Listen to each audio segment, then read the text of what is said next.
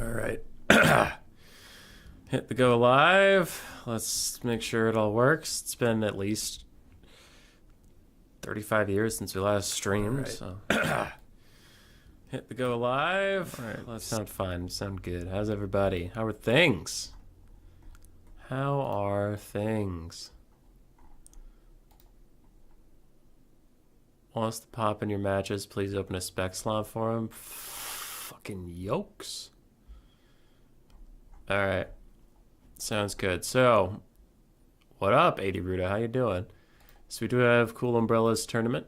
It is usually weekly unless like real life shit comes up, but it says Friday Night Fights. This is the European edition, so if it's not nighttime for you right now in Australia or North America or wherever the hell you are, it's nighttime somewhere.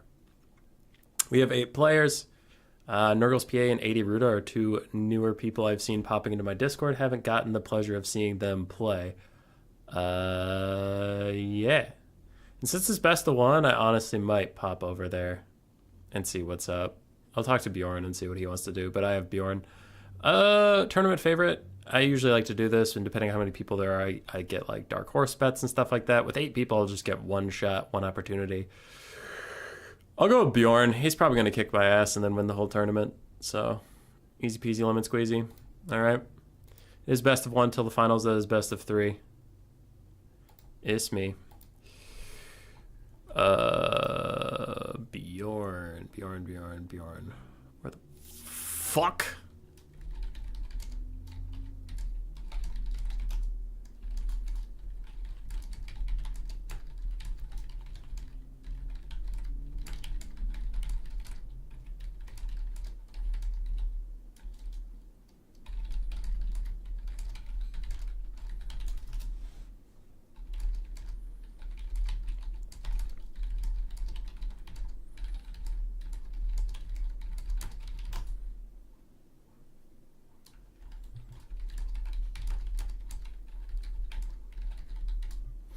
All right, I just asked my opponent if I can spectate that game or not. Because, you know, if he's got to go to bed and shit, and he's like, nah, let's just get this rolling, then we'll get it rolling. Okay. All right, he said we can go spectate that, so...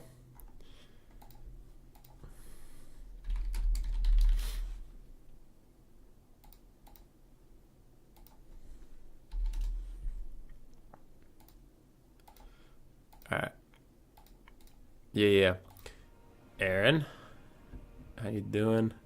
Just woke up from a nap. Fortunately, I'm on time. Good, because we're specing your game first. How are you doing, Hummus Boyus? I am recovering from COVID, because it's a bitch. It sucks. I hate it. It's been awful. I sleep anywhere between 3 hours in a night or 12 hours, and I don't know what's going to happen until you just go to bed and roll them dice, and it's awful. I occasionally had to wake up and just like hop in a hot shower and sit there and just like breathe in the steam and hack up a lung. It was good. It was real good. Ugh is how I feel. Altdorf Outskirts is map 1, and I'm top of bracket? Okay, so I have to pick 3, ban 3 from Bjorn.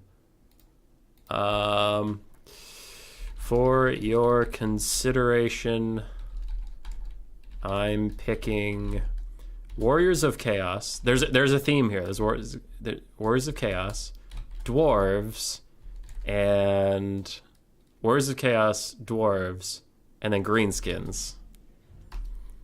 Ban, because it's Chaos Dwarves. Because it's Chaos Dwarves. It's Chaos Dwarves, and then they have Greenskin Slaves. It's Chaos Dwarves. The meme was Chaos Dwarves.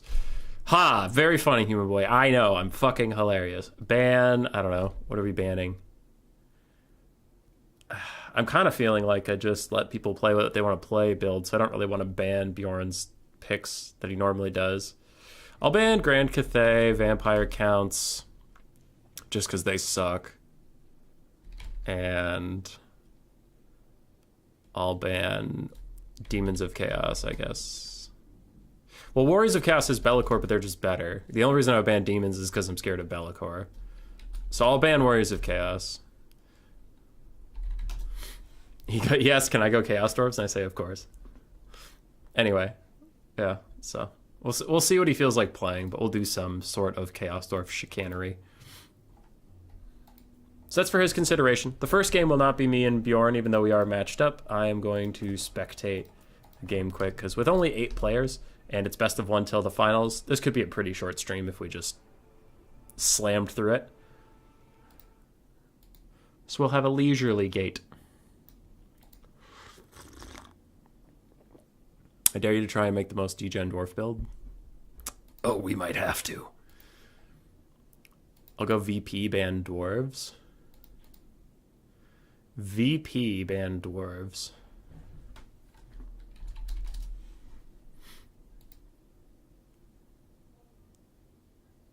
Okay, so we have Warriors of Chaos versus Vampire Coast when I go fight Bjorn.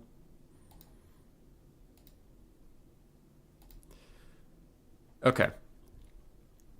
Hope you get well when it passes. Thanks. We're doing our best. Yeah, as for your question at the very start, there's a Discord channel on my Discord that says give Radogre roll. If you just post in there that you want it, we can get that to you. It just gives you access to a chat with new players where it's hopefully going to get more active now that the game's getting more active, but the entire purpose of the chat is there's a role, the Radogre role, that you can just ping for new players to play games with all other people that don't know the meta and stuff. If you don't want to be pinged, then don't ask for that role. Again, it hasn't been as active recently, but the purpose of that role is, hey, I'm new and looking for a game, so there's your little thing. For your context, Cool Umbrella picked Kislev, Empire, and the Demons of Chaos. Banned Warriors of Chaos, Vampire Counts, and Dark Elves. Baroda. Yeah, I'm just going to go with that. I'm probably fucking it up, but Baroda said Lizardmen ban Empire.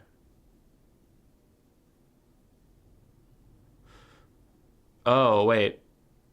Sorry, Baroda picked Kislev, Empire, and Demons of Chaos. Okay, cool. So Umbrella's Lizardmen versus either Kislev or Empire. And it looks like Baroda's sitting on Kislev.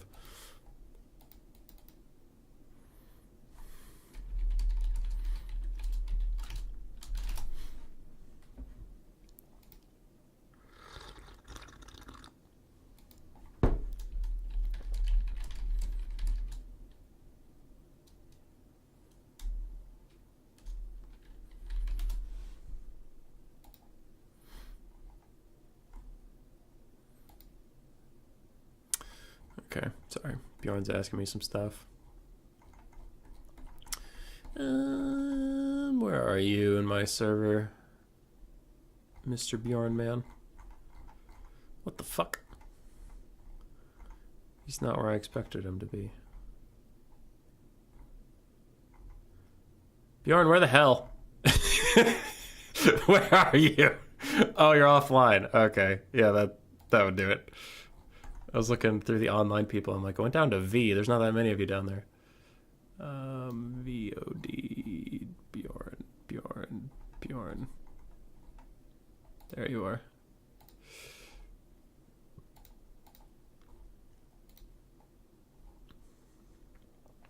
Okay. All right. Yeah, I figured it out, Baroda. I'm shit. Chaos Dwarfs, not only funny, but also extremely creative. That's why you're the best streamer you're at. Thank you. Sorry, chat. I got caught up in some nonsense, so I haven't been keeping up with you guys. The Feral Kolek, the best of both worlds. Afternoon, Pyro Party. How you doing? Why was the horse homeless? Because he didn't live in a stable condition. Ha! Hammond, that's good. Also, thanks for the $5. Also, ha! It's good. Hammond, speaking of you and your profile picture, I just played Age of Mythology again with some friends. Dude, that game slaps still. It does. It could use a re-release, man. It could use something. It needs the old Age of Empires 4 treatment. Where Age of Empires 4, good game. Good game. It's like literally just Age of Empires 2 again, but with better graphics and new maps. But like, that's not a bad thing to say. I hope Age of Mythology gets that treatment where it's like, you know, you don't have to reinvent the wheel. It's just a cool concept, and we could use better AI pathing and decision making, and we could use a fresh coat of paint.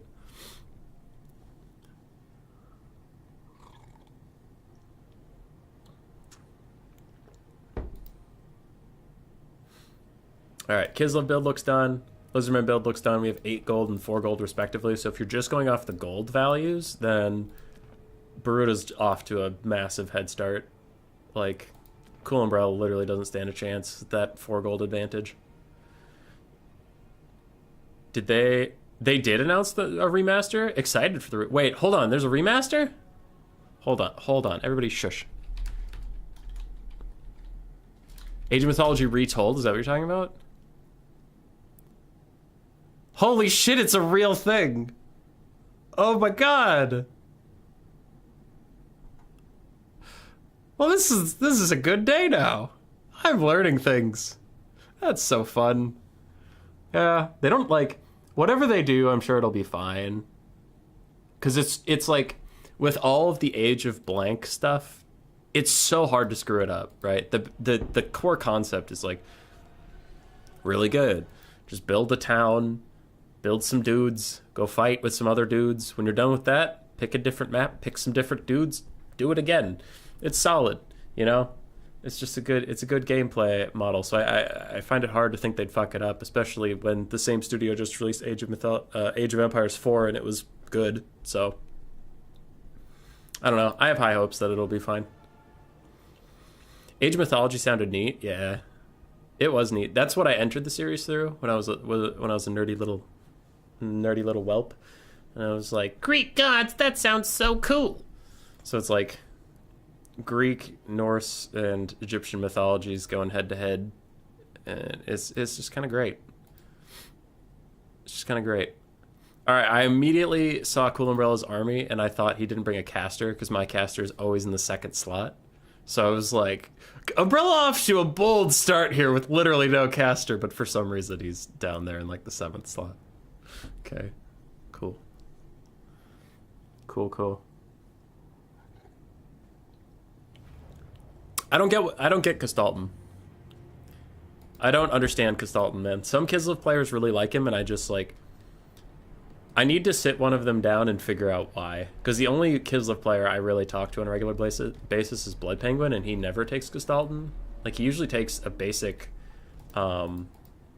Ice Maiden or whatever the Lord version of that is, the Frost Queen or something. I don't know. So he always takes that lady, or rarely he'll take Boris. Maybe Boris, but usually just the caster lord. I really like Foot Tsarina. I think her item, the little ice circle, does so much damage to clustered up units that it almost always pays for itself. So I really like her as my cheap caster. And then she has slightly better combat stats, but yeah, I don't know.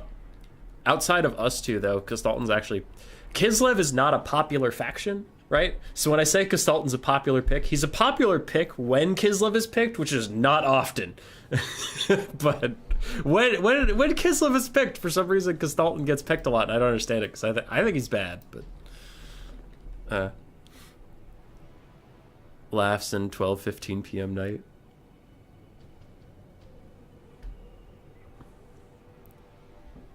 It's Izu AO4 is basically dead. Yeah, but I played it with, you know, I play those types of games versus the AI. I play the campaigns. I play some with friends. Like, I don't know. I was never very competitive into those scenes. The first competitive scene I got into was League of Legends, and then I burnt out on that really hard because team-based games are tough. And then I got into Total War, and that suited me much better. Because, like, I'll cast the game in a second, but if you've hung around the stream enough, you know that I hate losing, and I do my best to, like, not be a little bitch boy about it. But I can be a little bitch boy about losing sometimes, and it is much better for me to play a 1v1 game where if I lose, I have no one to blame. Because in League of Legends, it was so infuriating, man. Where you feel like you played well, and then your mid lane just, like, ints. Or you feel like you're playing well, and then your jungler says, well, the bot lane called me a bad name, so I'm just going to leave. And it's like, I didn't feel like I could get good at that game. I didn't feel like I could learn from my mistakes, because it was always everyone else's fault besides mine. And if that sounds dumb and toxic, yeah, it was. And that's why a 1v1 game is better for someone if my mindset is like, all right, I know you're mad, but you're the only one to blame. No one else is here. So that's why I like Total War better. All right, for the builds. We do have 2 Streltsy for Baruda. We also have some Kossars with spears, so it looks like 3 of those archers in a front line of armored Kossars, some with great weapons, some without. We have 2 Kossovite dervishes, the Oath Brothers of Tor, Warbear Riders, Frost Maiden of Ice with Glacial Blast, Gustava's Egg, Crystal Sanctuary, and Heart of Winter. There we go. I was looking for the actual spells. Then we have, of course, Kislev with an awful lot of his buffs. The melee attack, the healing, the perfect vigor, and the leadership roar. Cool. On the other side for Cool Umbrella, Saurus Warriors, a whole bunch of skinks with jabs, 5 of them. Then we have 4 Feral Coldens total, 2 Coldwen Riders, Krokgar on his T-Rex, a Revive Crystal for some of that healing, and a Beastcaster with Curse of Honor here, and the Amber Spear to deal with Zargard. Also some skink skirmishers, but looks like Baruto sent out his Kossovite dervishes in a Vanguard gambit, which would normally work if skinks were like basic archers, but skink javelins are literally just skink cohorts with a range attack, like they have the exact same stats, so they're kind of a tanky chaff infantry, and you can see that the horsemen just didn't get a lot done. Now, all is not lost because you do have archers and streltsies backing you up this entire time, so just stalling the advance at all can be considered a good thing. I still don't think that was worth it overall, but I can see what they were going for, even if it didn't fully pan out. Front lines are colliding now. Armored Kossars will hold for quite a long time, but you can see that those skink cohorts of javelins were brought for a very specific reason, and it is bears. If your lord's on a bear, if you have the bear riders, if your caster's on a bear, those javelins are gonna get their money's worth, especially because they just turn into chaff infantry after they use all their ammo, so it's pretty cost effective for them.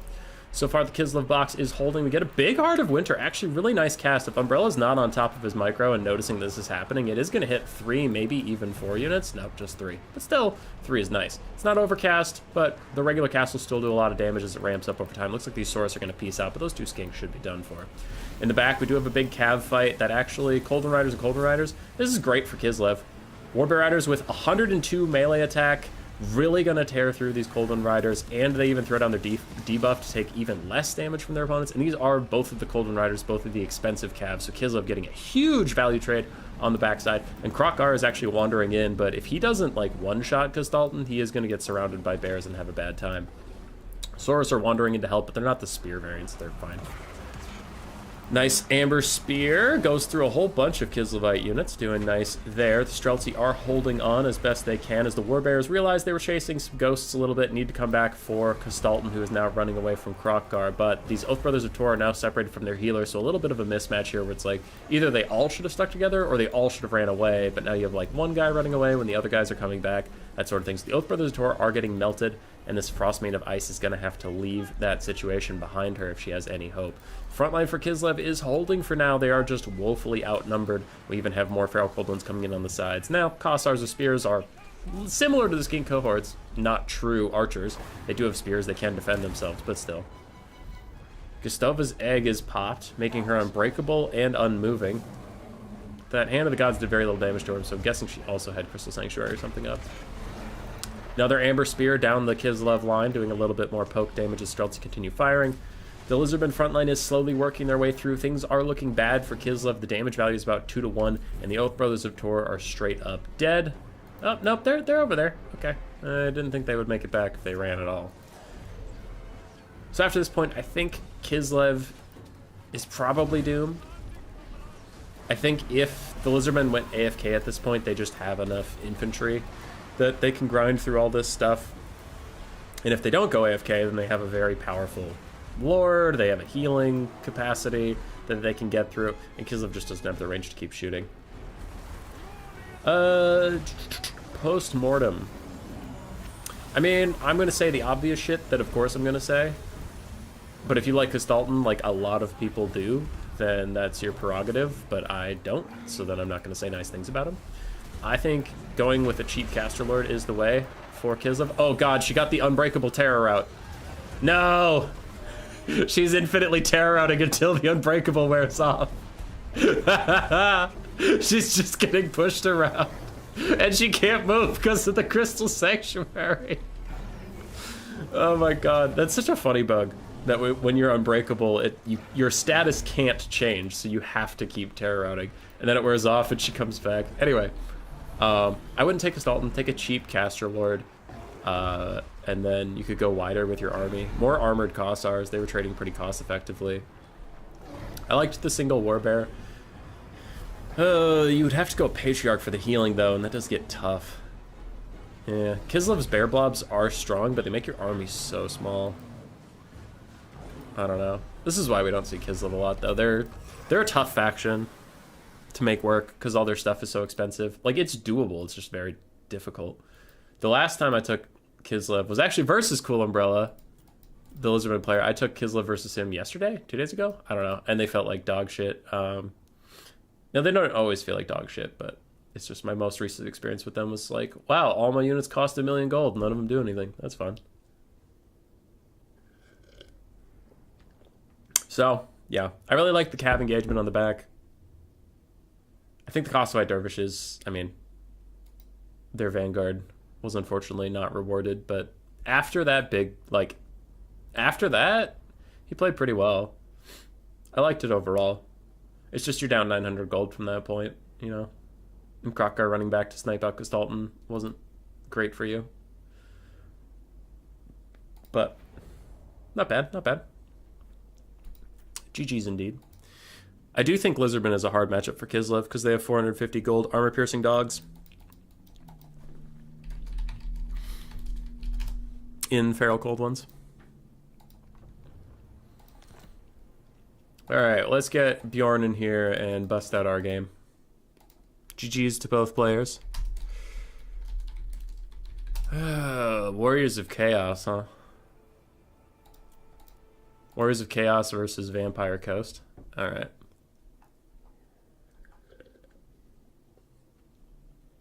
Stop boxing, Hummus? I'm trying, dude. Frost Queen sounds like my ex-wife. Ex-wife. Damn. Hey, Spirit of the Gorg. Hope your family's doing well. I am also sick, which is why I'm at home, I guess.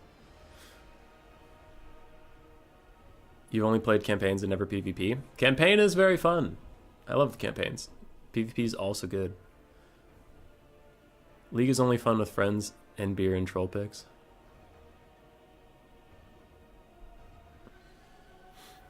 Well, Pyro Party, I'll try to explain things better. Sometimes I feel like explaining stuff, and sometimes I feel like memeing around. And you might have just popped in on a meme around game. Because I'm like, I have COVID, so I'm feeling a little silly. Skaven is confirmed part of Chaos in AOS. Oh, yeah. All right, then Mr. Casual, then you can play Skaven in peace.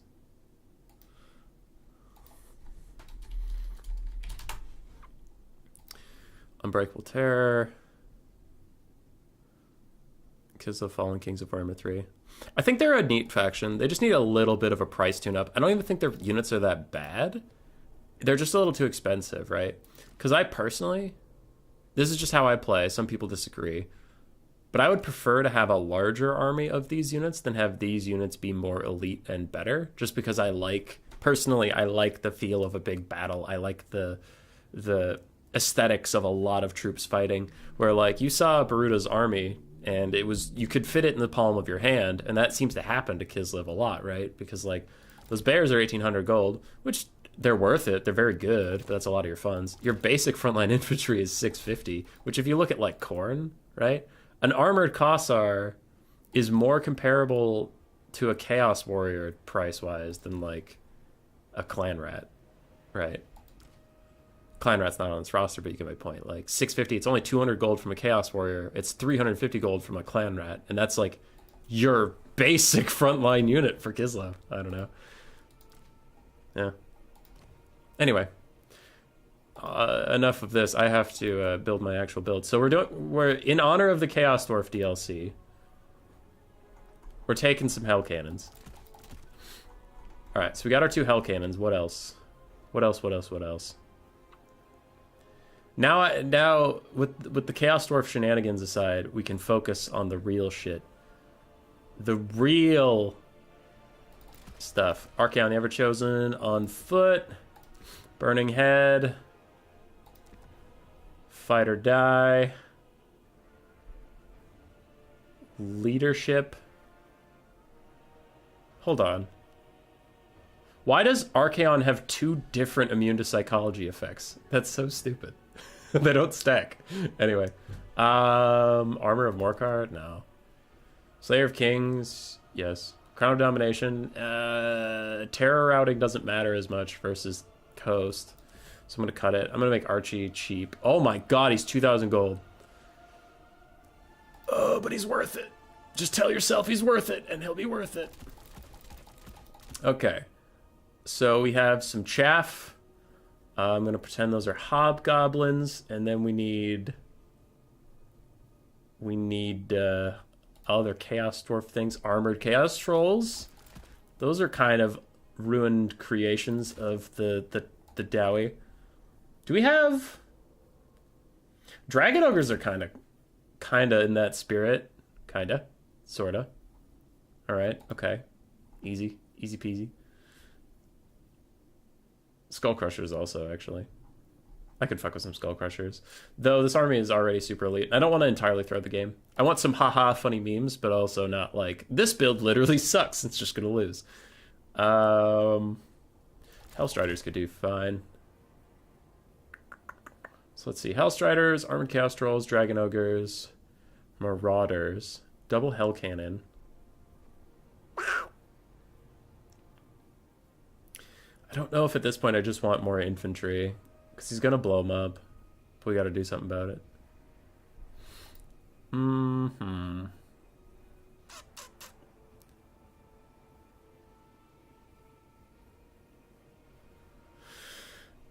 And I also don't have anything about gun bats. That could be a problem if he has some gun bats and I don't have literally anything to deal with it at all.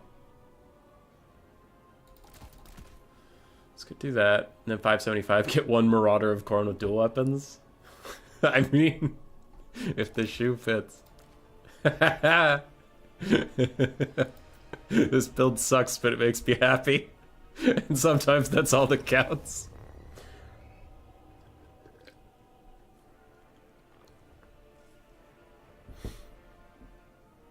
You don't understand how things turn so fast?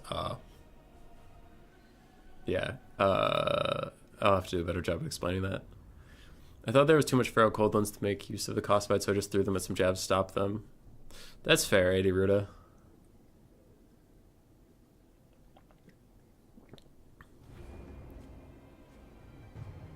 Some Aspiring Champions action? Oh, I should have. Aspiring Champions is actually pretty solid in this matchup because the bombers don't hurt them very much. What's the stream about? It's Cool Umbrella's tournament.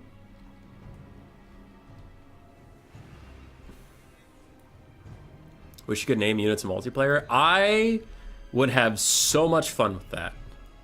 Specifically with the rogue idols that I keep insisting on taking and then getting mad at. And I'm like, do you know how many times I have said on stream, never again, rogue idols are trash and shit and I hate them. Never again, I hate this fucking unit. Do you know how many times I have said that and then I took them again anyway? It's a lot. It is a very big number and I will keep doing it. All right, so we're gonna play a little bit of Leapfrog here because I am covered from most angles from his cannon fire. So my hell cannons will be safe. Except this one is definitely going to shoot those trees. I don't want to back up too far, or I lose the element of Schlurprise. Okay, how about side by side? How are we doing here? I mean, you're still pretty covered by that hill. Yeah. Okay, yeah. Yeah. Oh, perfect. Glorious. Also, hi, Chaos Dwarves. Christmas came early for you. Are you okay now? I still have COVID, if that's what you mean. I still feel like shite. I feel better than I did 2 days ago, but, you know. It is what it is. Enemy troop count 865. What the fuck did he bring? Hold on. What did he bring? Why is his troop count so low? My troop count is so low because I paid 3,000 gold for some cannons. And I have fucking dragon ogres. Where did his money go? What's his excuse? God damn it, Bjorn. Those trees will soon pay for their insolence. I mean, they're giant fireball shooting cannons. I can't imagine the trees are going to have that good of a time with them, you know? I hope KV is not here to see his precious trees getting shot by giant fireball cannons. Stop being mad at Greg, he's trying. No Spirit Leech on Archie? Versus Vampire Coast, I'm mostly just worried about killing zombies. But you could be right, Mr. JP. You could be right.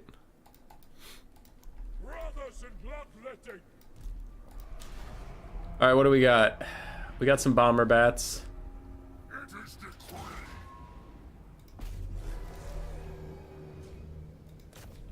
Oh my god, this gallows giant. Okay, cool. Do we have any flanking dogs? Not yet. Alright, so move up. I'm gonna keep the Marauders of Khorne in the back to defend the guns against summons or whatever dumb nonsense.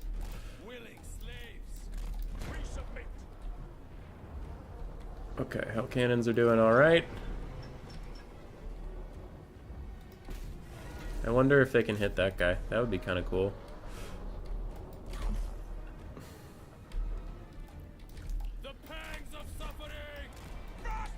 Okay.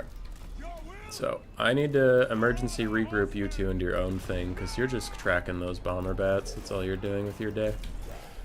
Archie, get up there. Say hello. Bob's your uncle. And now that we have these guns mildly upset... Dragon Ogres, go! Go! Oh, that's a bloated corpse. Oh, that's a bloated corpse. He's playing dirty tricks out here. I don't like that. Not at all. Okay, so the bombers dealt with the first of many foes. Hell cannons are still trying to snipe out that little gunnery wight.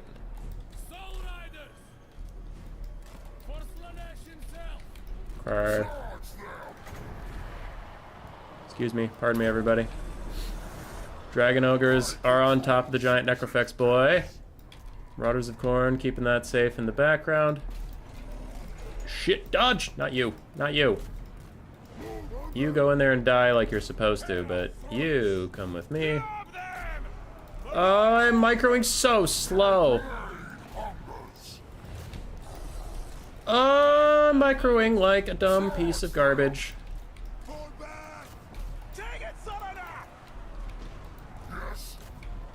It should be illegal how poorly I'm playing, because it's a crime. It's a crime in 17 states.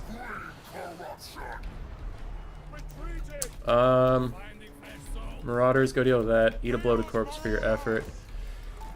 There is no one coming for you guys, so I guess we'll just leave it at that. I don't know how you ended up in melee, but that's probably my fault too, so I guess I'm sorry about that. Dragon Ogre's still chasing that, and they're doing just great, actually.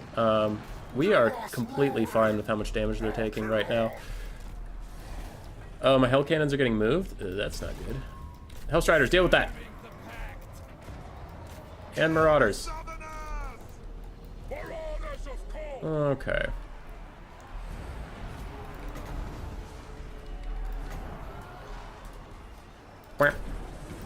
Dragon Ogres, hang in there, buddy!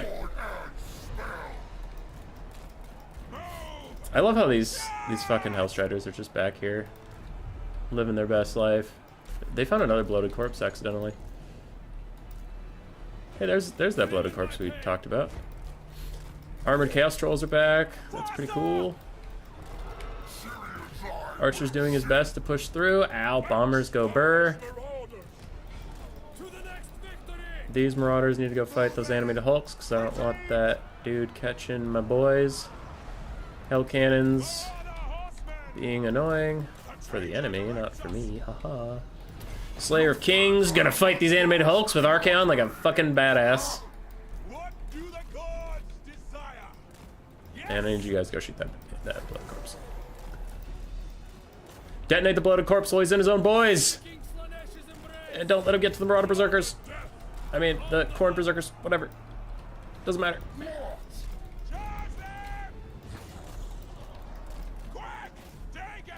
Aha, we got him to blow up. Haha. Oh. What is significantly less haha is that the Lamper's Revenge is gonna go stop my Hell Cannons. Oh no. Okay, Archaon's still fighting. You know, he's doing his best. That's a pretty big one. You didn't stop that bloated corpse? How? I had you shooting at him for so long, you dumb bastards! He's not going for the dragon ogres. What the hell? What the hell? He's not going for the dragon ogres. This madman! Where are those bats? How do you keep losing those bats? You don't have guard mode on. How do you keep losing your attack orders? They're bats! Alright. I know what we have to do. Do I know what we have to do, actually? I don't know if I know what we have to do. Okay, I know what we have to do. Take matters into our own hands. You think you can fuck with the Chaos Dwarves? Oh my god, that went way higher than it was supposed to.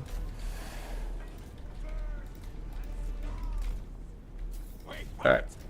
Sacrifice your lives. Buy me a little more time, because like 1 or 2 more shots and we honestly fucking kill their lord, which would be pretty cool. I don't know how you guys keep getting caught. And before anybody says shit about Human Boy, you didn't give him attack orders? Shush, shush, shush, shush, shush, shush. They should know better. They should know that don't cast gaze into gash at Archaon. Anyway, they should just know to not get caught. So take that, atheists. Dragon Ogre Shaggoth is back. Their caster. No, their lord died. Haha, hell cannons. Hell cannons. Hell yeah. Cannons. Okay. How about you guys remount? Thank you. Shoot at that big thing. I'm gonna go over here. Is that a summon? That is a summon. Okay, so it's not real. Can't hurt you. Not real things can't hurt you. Stop catching my Hellstriders that I keep forgetting that they exist. Stop it. Okay? Just because I forget something doesn't mean it's my fault. God damn it. I accept no responsibility for my actions. And leave my pretty little Chaos Dwarves alone. No, boys. Back on your mounts. Get back on your mounts. Ouch. Ah, get him. Get him. Kick his ass. Oh, the Soul of Damnation's broken. God damn it, dude. Can't just do that shit. Okay, we're grinding through these guys. I actually really do want my animated hulks. Not animated hulks. I want my trolls to come back. So that would be nice. Yeah, let's go. Get him.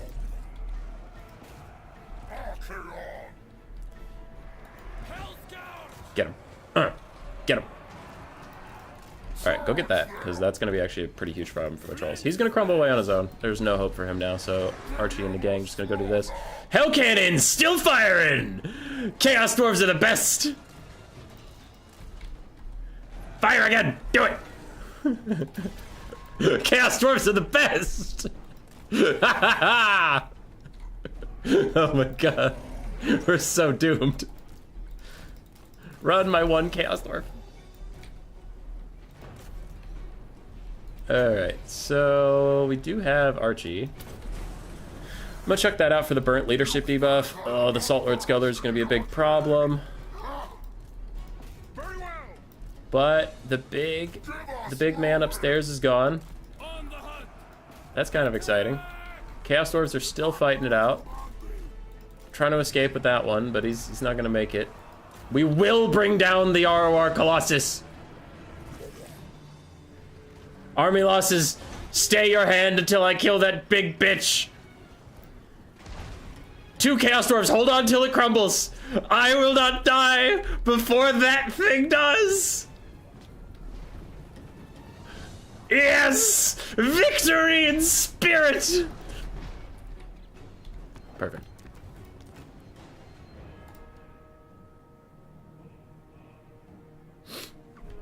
I just wanted to make sure I beat the Necrofex Colossus.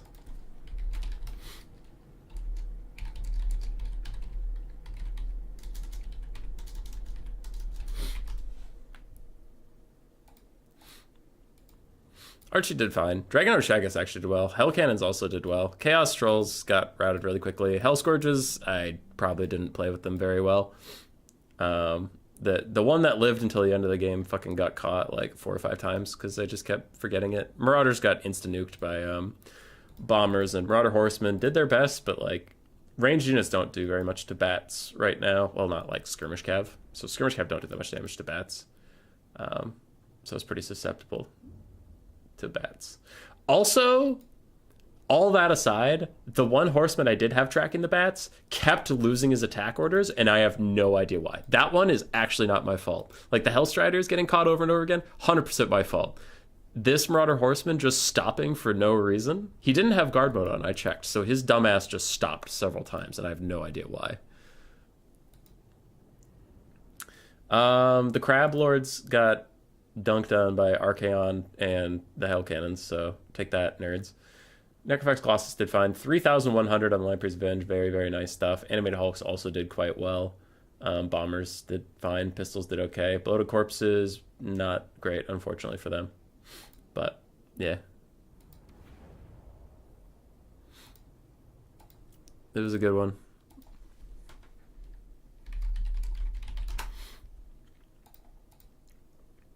It was a good one. I regret nothing. All right. We'll see if we can find ourselves a game.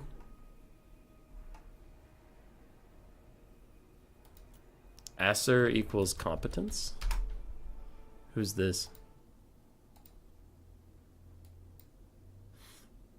All right, it's the Phoenix King.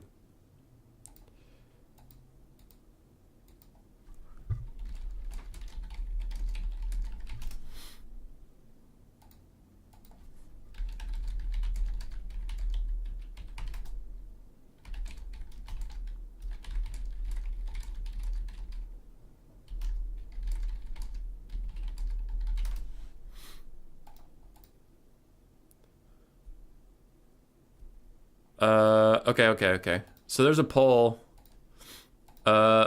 Umbrella wants a vote. He's facing Wood Elves. Do you people want Nurgle or Greenskins into Wood Elves? Cool Umbrella's asking chat. So what do you want? Quick like a bunny.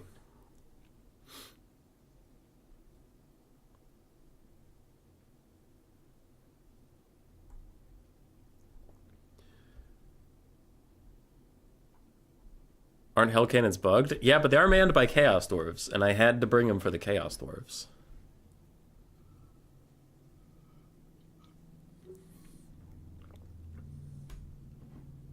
Easter egg in Warhammer 3.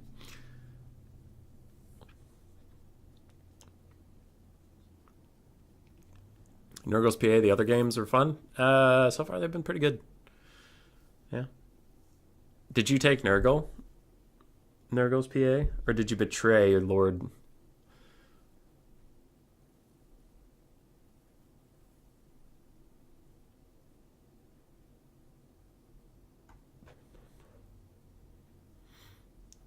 Yeah, Hell Cannons aren't the best sniping single entities. They did okay, but zombies stand so far apart that shooting at them wasn't really getting great values. And then even if it does damage, they're still just zombies. So I decided to aim at the stuff on his army that actually had value.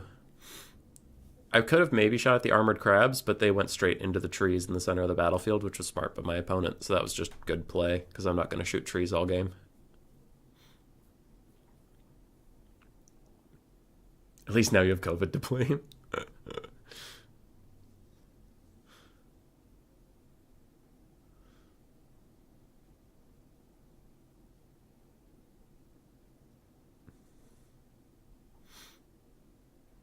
What up, Grieven?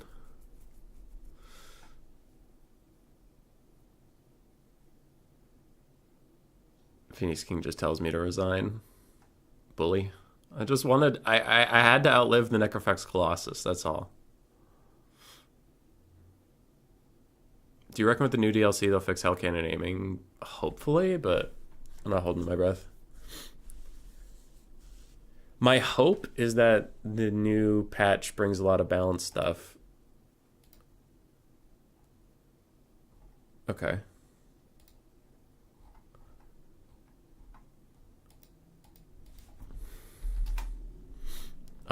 My hope is that they would do balanced stuff and the new patch, but like, sorry, the new content.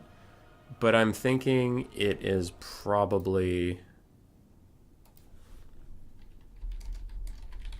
gonna be like mostly focused on the Chaos Dwarves and less on balance. So like, my heart is telling me that I shouldn't expect a lot of balance changes or a lot of like the current problems to be fixed. But man, it would be nice, especially the easy ones, right? Like chariot model's not working correctly. Some people say that it's easy to fix, some people say it's not.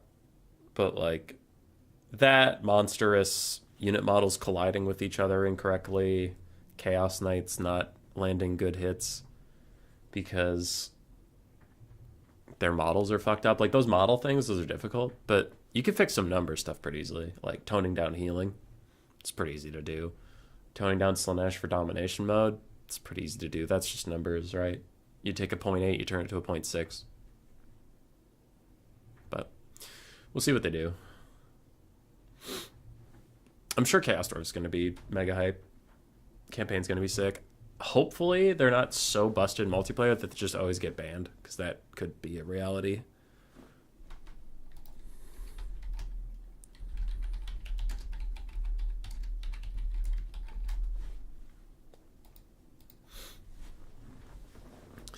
He told me to play Dark Elves against High Elves.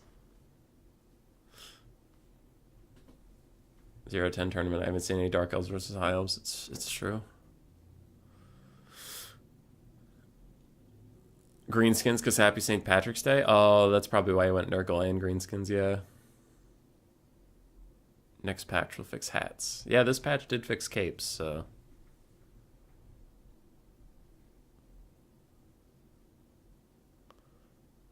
Mr. Casual just deflating Aaron. That's not nice. Is the Blood Cauldron still bugged where all the Witch Elves riding it have 300-ish weapon strength? Yes, it is. Yes, it is, and it's still a decent, at best, unit, so I don't think it's that big of a problem. Well, I think holding them back to destroying everything with Skaven. Yeah, Pyro Party. The Skaven books are great. The Skaven books are great, because it's always like, hey man, we're about to win. But if I win, so does that other bitch. Tear it down. It's so good.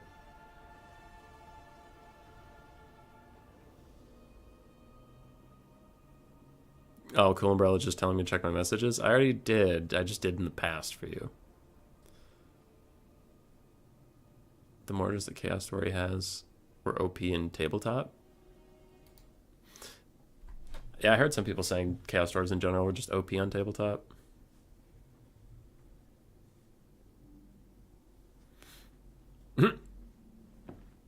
Yeah, Bomar, I hope there are some nerfs alongside.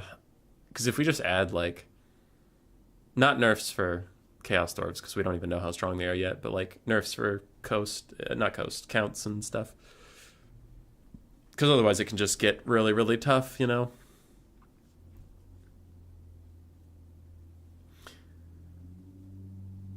You have a bunch of Skaven stuff. I don't have any tabletop things. I have some tabletop models, I guess, but I use them for Dungeons and Dragons and other like nerdy RPG type stuff.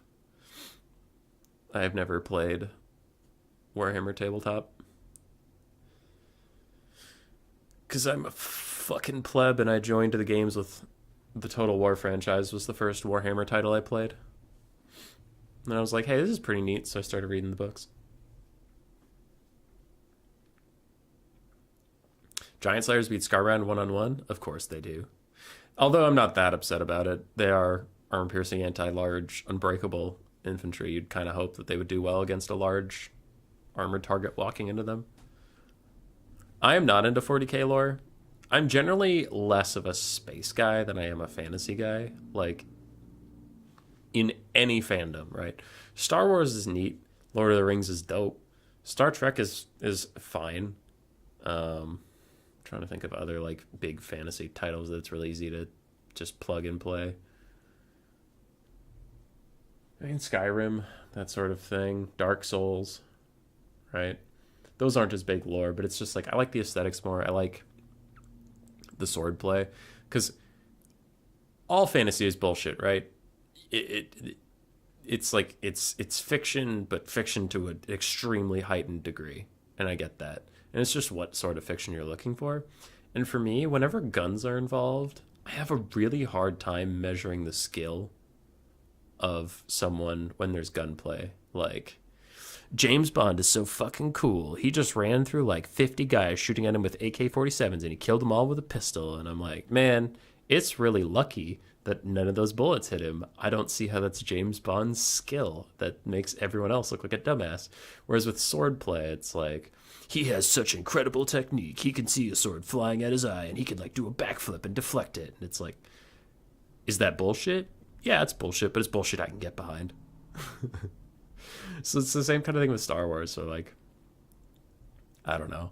Stormtroopers, like, there's a meme about how bad stormtroopers are at aiming, and it's because if they were good at aiming, they would have killed the main characters, and the story would be over. And it's like, oh, that's very hard for me to get hyped about my opponent sucking rather than my hero being dope as fuck. And that's not, I'm not saying Star Wars is bad. I'm just making an example of why I'm personally more of a fantasy person. That applies to 40K too, as opposed to like Warhammer Fantasy. I have books and Escape an Army and a bust. Ooh, a bust. Damn. Going hand. Dune. Praise the Sun. Hell yeah. 40K is a lot of stories happening at once. 40K is all about close combat and new characters. Oh, for named characters, yeah. I'm not saying they're bad stories. It's just what I prefer, What up, Strix? I will say, one thing about any Warhammer universe that I personally don't like is, and this is just Warhammer 40K, Fantasy, Age of Sigmar, anything about it, it's just how they handle their license. I really like macro decision making and macro consequences in my fantasy books. Like, I don't know, Mistborn does it well. I'm trying to think of other fantasy ones. Shannara does it okay, if you read those. I've heard Tolkien does it well, but I never read The Lord of the Rings, so I can't say from experience. But like, my example is Dark Elves. In the Warhammer lore, it's like, elves are faster, smarter, and better than you. They're better than you in every fucking way. But the only reason they haven't taken over the goddamn planet is elves only have one baby every 5 million years. There's like 6 elves left in existence. I'm exaggerating, wait for the end. There's like 6 elves left in existence, and any battle they take is a bad one, because every dead elf is another 10 million years off their survival as a race. Okay, what do the Dark Elves do? Every year you go out in the street and just murder anyone you see. Wait, so Dark Elves murdering Dark Elves? Yep. Don't they also go pirating? Yep. Don't they also have several failed invasions of Ulthuan? Yep. Don't they also keep fucking with the Lizardmen and occasionally losing? Yep. Don't they have civil wars where they get into trouble with each other all the time? Yep. So Dark Elves are dying, like, all the time. Oh, yeah. How have they not gone extinct? Like, the numbers aren't adding up for me. They, like, never have kids, but they're dying all the time. There's always enough. Whenever a story calls for a Dark Elf army, one just appears. There's no consequences for numbers. Okay. Like, that's something I get hung up on a little bit. Where it's like, I like continuity of stories. Like, if in this book, like, this town burns down, in the second book, like, there's, repercussions. Like, actually, it's not a book, but the Dragon Age games did that fantastically, where like the stuff that happened in game 1 really affected game 2 in like the little ways. The whole plot wasn't based around what happened in game 1, but like the little things carried over, and you got to see how people's lives changed. And it's like this lady, if you go into game 2 and it's like, I need to buy a pig for this thing, and the pig costs $1 million, you're like, what the fuck? And then this lady goes, yeah, some crazy murderer killed all of the pigs back in game 1, and now they're like a super rare delicacy. And you're like, oh yeah, I remember a side quest about that I didn't stop that guy. Whoops. I don't know. So, that's just me. Dark Elves have no kids? They have kids occasionally, I thought. But, like, again, forest for the trees on that one. It's just, like, the Warhammer books are usually, here's a cool story, don't think too much, which is fine. And I got us through the army moving around phase. So for Bjorn, we have a Supreme Sorceress of Fire, a Fireball as well. So she's nice and cheap, and that does allow him to go wider. He has a Chill of Sontar and another Hydra. He really likes double Hydras recently. He has told me they are probably not very good, but he's just tired of playing Malekith all the time, so he's taken the Hydras. 5 Dark Shards, some with shield, some without, 4 Bleak Swords, and then a bunch of Dark Riders. Dark Riders are very good against Vampire Coast because they can still beat any mobility, such as the dogs or Morngulls or anything like that, or they can just outrun things they can't beat, so no reason to go all the way to Coldwood Knights. Simple, push and shot build, like it. For the Vampire Coast, you have 1 Vanguard Dog that has gone unnoticed so far. Have a single mortar to pressure the Dark Elves forward. Ooh, 2 mortars to pressure them forward. Some Depth Guard on the flanks, looks like 2 of them overall, and then a mix of zombies with pistols. No bombers, interestingly enough.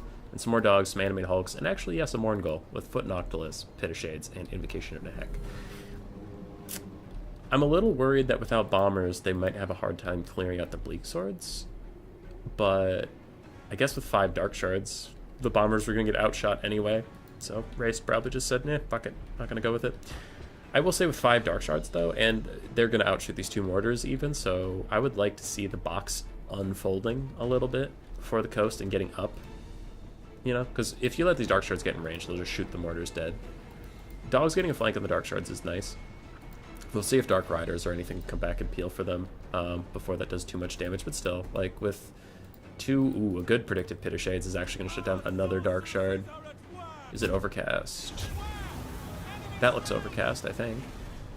God, Pit of Shades is always hard to tell if it's overcast, but doing a lot of damage and the mortars pushing them off. Okay, cool. So Race is doing a nice job really shutting down those Dark Shards, so now that they're getting in range of the mortars, it might not be such a big deal. Also, Hail Hydra. Yeah, I'll catch up on chat in a second.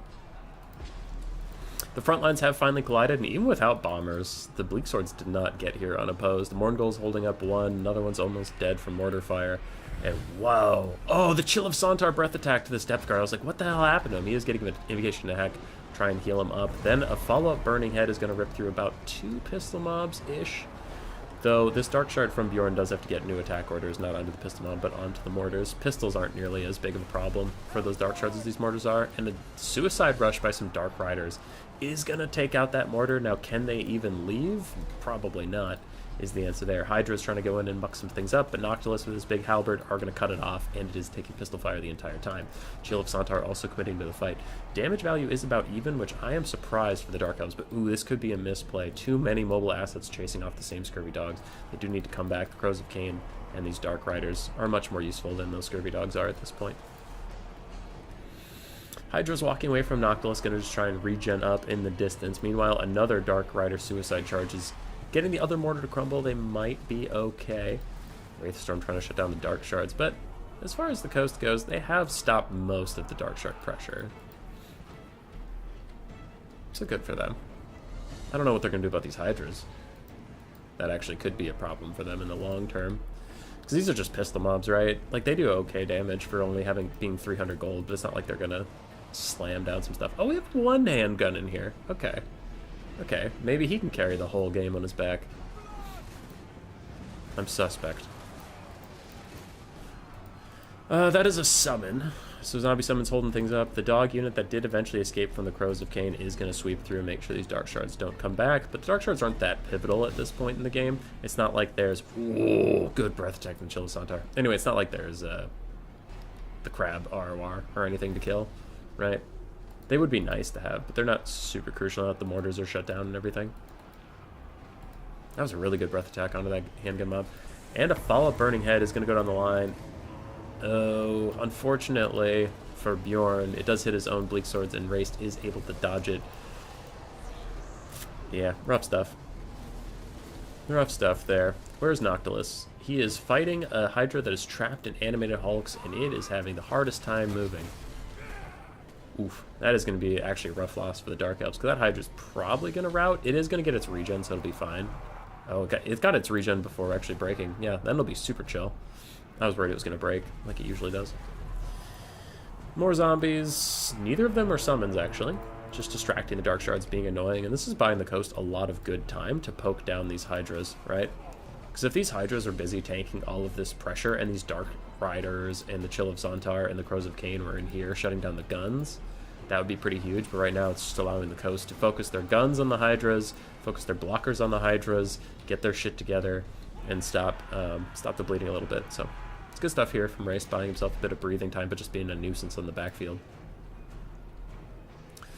That nuisance ship is coming to an end. One gun did crumble away over there. Now Dark Riders diving onto another one will take them out. Dark Riders diving onto yet another one will stop them as well.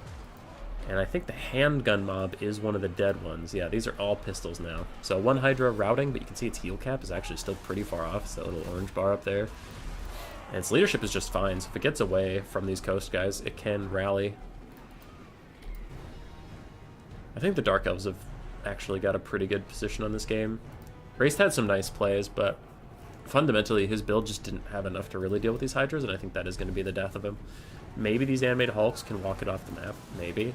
It is technically faster, so if it gets out in the open field, it should be able to outrun him. And this map is huge, so it has plenty of room to run and get away. But, you know, the more time you sink into this Hydra is the more time Bjorn can pick off stuff, get more breath attacks with his Chill of Zontar. I suppose it only has one left, so it's not like it can do it infinitely.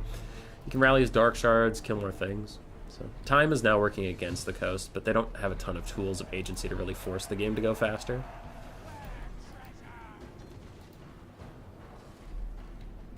I'm deeply concerned. I'm the biggest concern. That's a really long summon distance, Noctilus. Jesus Christ. Okay, Dark Shard's gonna get pushed back by that summon, but they can easily outrun it, so if they see it coming, they'll just walk away. Are any of you Morngulls, or are they all dead? Looks like the Morngulls are all dead. Yeah, they're not stalking anywhere. So to really take stock of what's alive, we have some extremely wounded Dark Shards. Looks like 2 of them still in the fight. Chill of Zontar, full HP with a healing cap somewhere, but I can't see it. Big breath attack towards its friend. Unfortunately, the breath attack misses almost entirely. We have another War Hydra that, if it can escape, has a lot of healing left. But man, it's having a tough time getting out of there. Race is doing a really good job corralling it around. Then we have the Firecaster and the Crows of Cain. I don't know. Like, my brain is still telling me that the Dark Elves have got this, but the more I look around, the more I'm getting concerned, because that is all they have left is those, you know, 2 single entities right now, maybe a third. Crows of Cain. Crows of Cain are getting worked on by these deck guard. Jesus Christ. They're entirely dead. Oof. Big burning head, trying to finish off the last 2 pistol mobs. That one is crumbling, but it might honestly rally. The other one is not even crumbling. Quick fireball at Noctilus, but with all these animated hulks puppy guarding him, he is going to be just fine. And this Chill of Zontar is not having a good time fighting those hulks and Noctilus. It's going to have to peace out. Dark Shards are back from the summons. They need to be brought up here. Probably shoot the animated hulks first, so that your Hydras can go and do what they please, because so far these animated hulks have actually been super effective at blocking them in place. Another double heal comes in for the Chill of Zontar. Another predictive Pit of Shades, the second one this game, and it looks like that other one is going to hit too. Raced is really on point with knowing the exact speed and cast time of those spells, so nicely done for him. Dark Shard is going to try firing, but it's just taking too much damage. It's for sure going to rout. Might even shatter. No, it looks like it'll just rout. So, another big burning head. Crows of Cain finish off one of the pistol mobs, going for another one. Burning head clears out a ton of these pole arms, because they're not depth guard. They don't have a ton of armor or anything.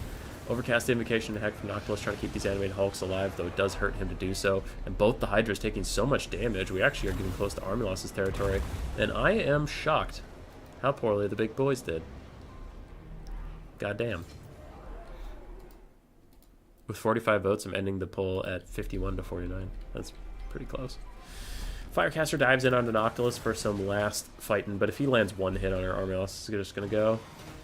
There we go. I'm a Brandon Sanderson fan. I haven't read all of his work, but I like Mistborn. The Mistborn series was pretty good. I'm trying to think of the other stuff I read. Firecaster did well. Hydras, the Chill of Saunter did great. The basic Hydra got literally 67 value while fighting all game and getting heal capped. I mean, yes, it did run away and get chased for a long time, but still it fought before that, got nothing done. Dark Shards were effectively shut down by Raced. Dark Riders did very nicely, and Bleak Swords mostly just got shut down, but yeah. Raced, Count Noctilus did very nicely. Depth Guard did okay. Morngulls struggled a little bit. Mortars did fine. Dogs did fine. They were sufficiently annoying. Animate Hulks did really well at blocking stuff. Pistol mobs did quite nicely, and, you know, other mobs were other mobs. GG. GG. That was one of our semifinals. The other semifinal is Cool Umbrella versus Phoenix King. We had been sitting here, but then Phoenix King had to grab something to eat, so hopefully he's ready now. Okay, I'm getting caught up on chat now. Dark Elves have no kids. They have, yeah, they have some, but like the elf quote-unquote problem is always we don't reproduce very quickly, and then certain stories are just like, and then there's as many elves as we need. Okay, well then they don't really have a weakness, do they? They're just the best. Because if their only weakness is their population isn't very high, but it's always at the level the story needs it to be for them to have an army, then the elves are just the best.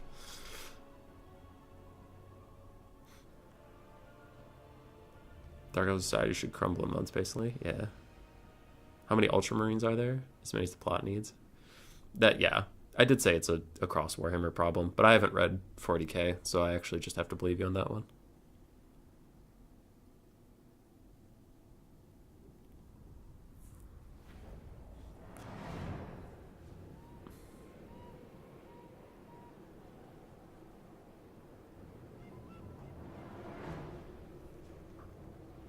That was the most unfortunate burning head in the world. Yeah, it was rough. Hubus or Hubsus? Noctilus is anti-large and can summon pistols. Yeah, he can. I thought the Hydras would do better, unfortunately.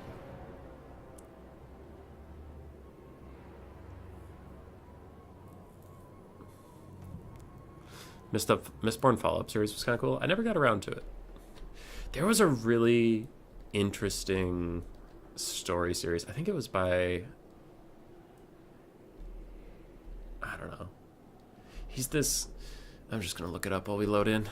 Half a King, because he's like a super prolific writer. I'm just forgetting. It's Joe Abercrombie. Yeah, I know my friend really likes Joe Abercrombie, and I read a couple of his books, but I really liked the Half a King series. It was like 3 books long. Each book was about 400, 500 pages. So like as far as fantasy goes, it was a pretty short series to read. It was really well put together with those like world consequences I was talking about. Where, I don't know, because this is a fine way to write a story. I'm not shit talking it, but there's like Star Wars where it's more of a family drama that happens to happen in space about the Skywalkers and the Palpatines, you know, and the Solos, I guess. And those are the big names that matter in a big galaxy. There's ways to tell stories like that. The Half a King, and I think it's like Half a Nation or like Half a War or something.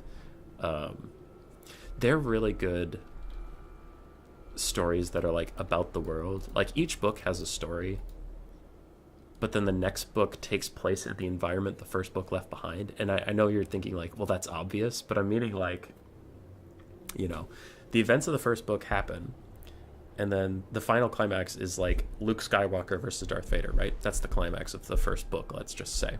Then the second book, it isn't like, so here's where Luke is now. The second book is like, well, the Death Star blew up. Anyway, our new characters are 2 completely different people you've never met, but they're on the planet Endor, right beneath where the second Death Star exploded, and giant chunks of rubble are falling from the sky like every day. Their economy's in shatters. So that's the setting. Like the setting is created by the events of the first book. And then like then these two characters have their own story, but the setting feels changed from the first book, and you can see little scars across the world everywhere. It's just like, it's really beautiful set work, and it's really good. So I really appreciate that kind of stuff. And like, good character writing is of course great too, right? But it's like, I feel like good set work isn't as common. And when you find an author that you really just jive with their world building, it's really fun, and you really like to follow that person. At least my opinion on it. Stormlight is dope. Is that the follow-up? I've heard a lot about the Stormlight Archives, but I don't actually know what that is because I haven't looked into it too much. I started reading Warhammer books, dude, so I got like 50 piling up that I have to get to, and I am getting through. I started the Vampire Counts Omnibus, but I have to cast this game now, so I'll shut up. For the Wood Elves versus Nurgle, we have Deepwood Scouts with Shapeshifter Shards. Looks like 5 of them. 4 Eternal Guard with Spears. 3 Cav, 2 of which are great Stag Knights, 1 of which is a Wild Hunters of Kronos Wild Rider ROR with Anti-Large. We have a Spellweaver of Life with Dwellers Below and Earthblood. So very elite, small Wood Elf build, but effective kite, and then a bunch of heavy cav to peel for the kiting elements. On the side of Nurgle, we do have the Chaos Sorcerer, Lord of Nurgle. Cool Umbrella takes this guy a lot. He does have self-sufficient healing with his Crown of Everlasting Conquest, constant regen, keeping him nice and topped up. And then for the army, he has Fleshy Abundance and Stream of Corruption. We have 2 Exalted Heroes, also on horseback. They are World Beater type duelists, very hard to snipe out with their high armor, high health pool, and abundant healing on the roster. 1 Soul Grinder of Nurgle to punish a little bit of kite. I don't believe in this unit, but I know a lot of Nurgle players really do like it. I think the Soul Grinder just misses too much, case in point, but some players really like it, so that's fine. Other than that, it is a front line of Chaos Warriors, Marauders, some Forsaken, more Marauders, more Chaos Warriors, and Dogs and Furies. It's just bodies to pour into the Wood Elf Archer machine, eat all their ammunition, call it a day. That looks like a good hit. Nice hit from the Soul Grinder. Good job, Soul Grinder. I don't like you, but I'll acknowledge when you actually hit. Thankfully, I only have to acknowledge that once every 10 years. Great Stag Knights charge in, demolishing some already wounded Marauders and routing off the Dogs, fickle beings that they are. And now the Deepwood Scouts are firing in on the back of these Chaos Warriors, so their shields aren't helping them. Meanwhile, Furies of Nurgle diving down onto the Deepwood Scouts. The Chaos Furies of Nurgle do have pretty decent stats, but getting shot at point-blank range by magic arrows will just make them disintegrate away very quickly. Soul Grinder is already at half ammunition, and Chaos Warriors and Marauders still pushing up, still putting that constant pressure on the Wood Elves. This is what you have to do. You can't really take all of their arrows and just withstand it. That's just not a viable strategy against most ranged units. Like, yes, Nurgle has a lot of healing, but ranged units in general are designed around, if they get all of their ammunition out, they should like pay for themselves 2 or 3 times over, and you just can't. You can't out-heal that kind of stuff. Big Dwellers Below catches the Demon's Spew. That's nice. It's actually like the fastest infantry unit Nurgle has out on the field, so catching it with a spell like that is a really good pick and going to be worth a lot.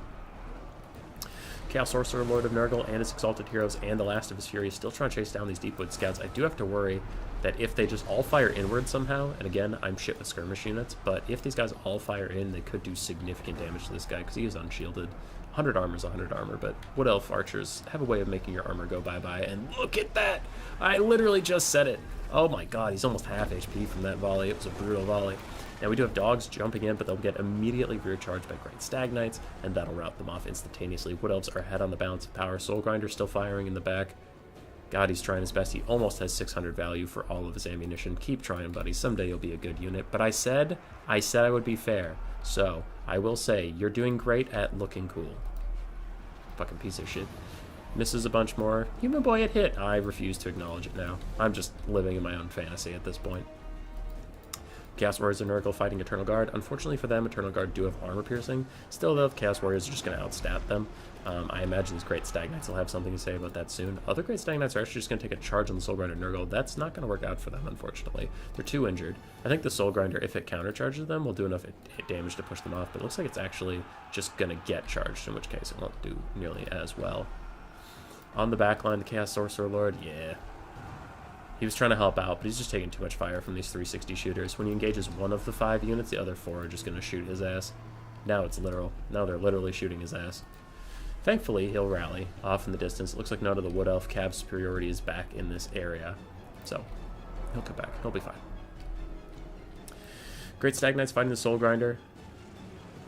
They are getting good damage out, but this still could be a good thing from Nurgle. If the Soul Grinder can manage to win this fight, that would really shut down a lot of the Phoenix King's mobile pressure. I mean, 1/3 of it would be gone. I didn't notice how healthy these fucking guys were, though. Actually, yeah, this is doomed. Nurgle's doomed.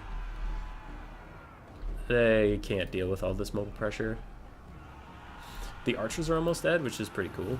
Like, that is for sure a good thing. Cool Umbrella is actually up on damage value, which is also good. I'm just really worried because, like, we've spectated a lot of games where Cav superiority in the late game versus, like, raw melee infantry. Cycle charges can eventually clear out almost infinite amounts of infantry.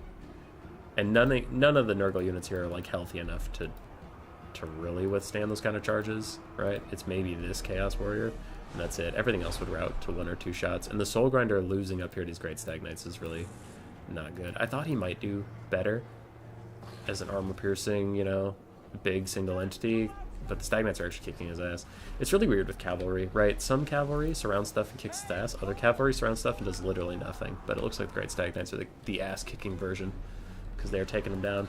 Chaos Sorcerer Lord of Nurgle is heel-capped. He's barely clinging to leadership as he is now surrounded by all this heavy cav.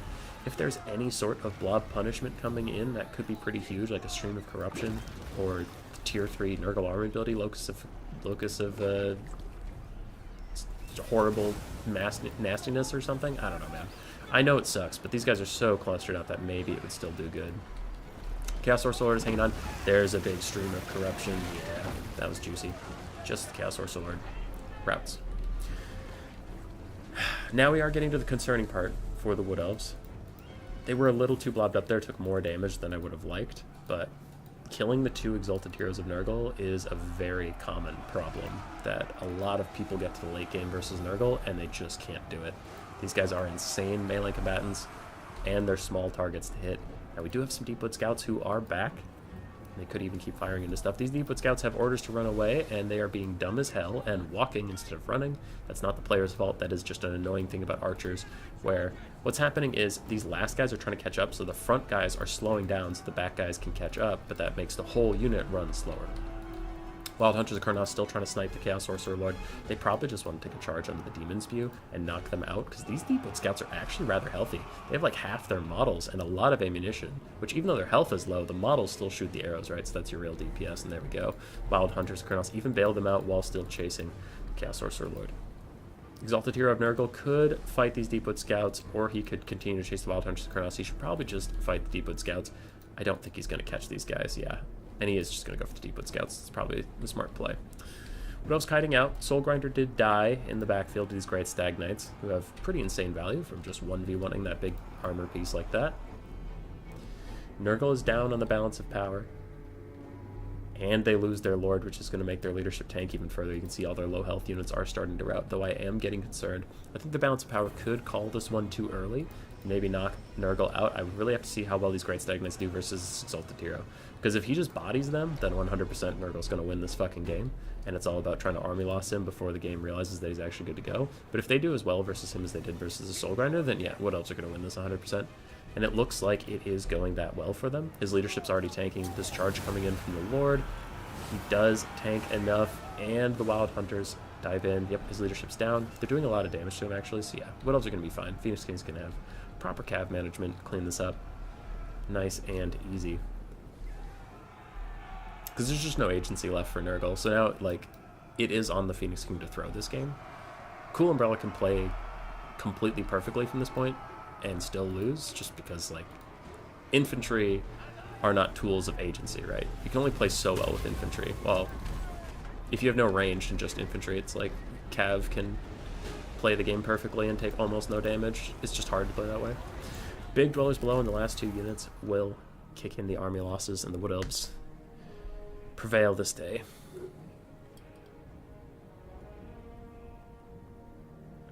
Palpatine is back somehow.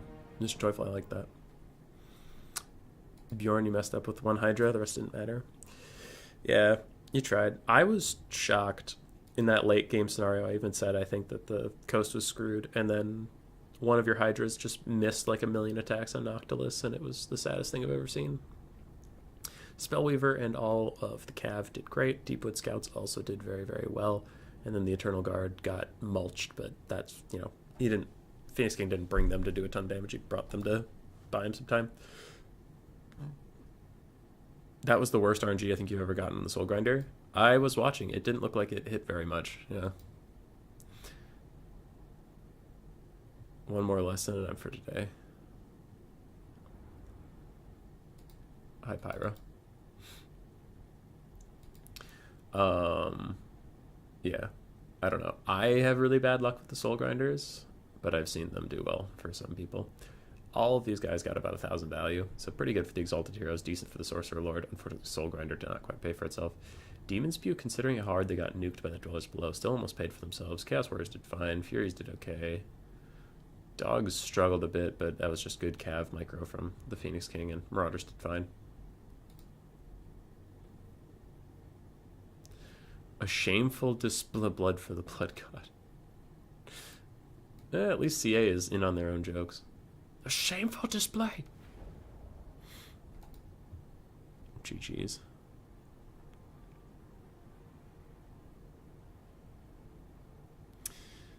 Did you read the Black Prism Tattooed Man books as well? I did not. I'm sorry.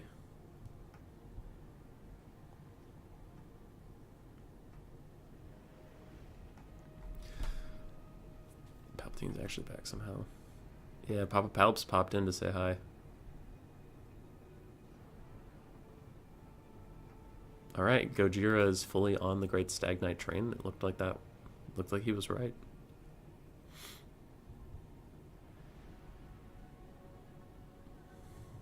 Aren't Wood Elves the worst pick in this patch? In general, they're really bad, but like, they still have certain matchups that they're good in. They have players that are really good at playing them. Most people rate Wood Elves low because you have to speak in generalizations, right? So generally, if you're a random player and if you're equally as good at each faction in the entire game, Wood Elves are going to get you probably the least wins because they're difficult to play well. And their numbers aren't there, so they rarely reward players for playing really, really well. But, like, you can. And that's one of the reasons that people who do get into this scene competitively tend to stick around, is that, like, any faction is viable if you play super well. It's just, like, if you put two AI versus each other 100 games in a certain matchup, right, Wood Elves probably win like 40 of them. But, you know, if you're more practiced in the matchup than your opponent is, if you've played more Wood Elves than your opponent's played who's over there playing, if you just have enough mastery on them, if they really fit your play style, or if you get one of their good matchups, like etc., they can still win games. It's kind of like Beastmen before the Beastmen rework, back when they were considered pretty bad. You still had specialists like Tesla. Papa Palpatine played some of them. I'm trying to think of Kyali Nali played some. I know Butcherbird was playing them even back then. Like, you know, you had people who played Beastmen and they won, right? But whenever you watch a Turn stream, you'd say like, holy shit, someone's bringing the Beastmen, the fucking meme, because in general, most people picking the Beastmen will lose. But the Phoenix King plays a lot of High Elves, Wood Elves, Dark Elves. He's pretty good at those. So we're in finals. It is a best of 3. Trying to get Raced to join up here.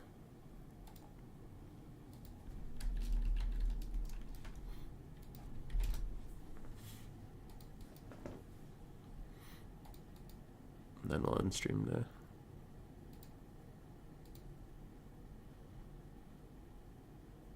Nurgle needs some love. He's so giving. Yeah, I also think Nurgle needs some love.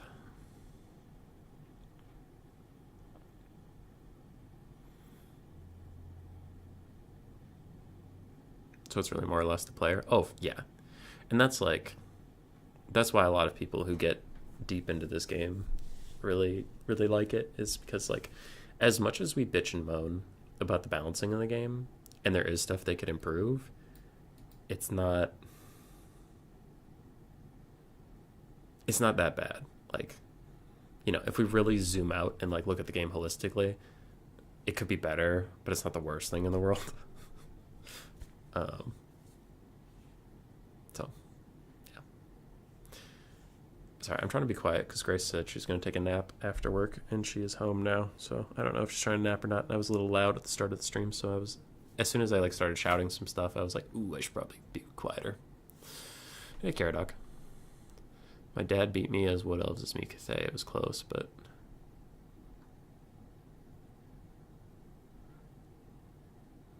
I, Hume Boy, think Queek is easily the best Skaven character in the lore. Hey, thanks, KV.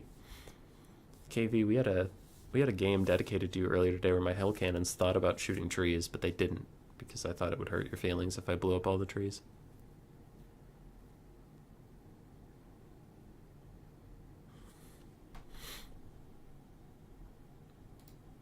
Aaron, never leave the high ground. Never leave the high ground. It's all we have. It's all we have in this life. Does human accept e-transfers? What? Why would I? What's happening?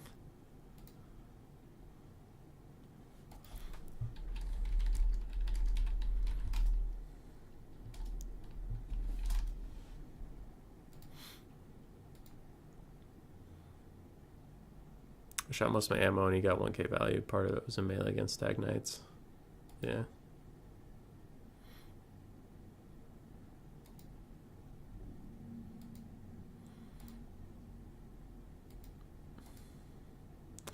I got a new chair. I'm in the same old tent.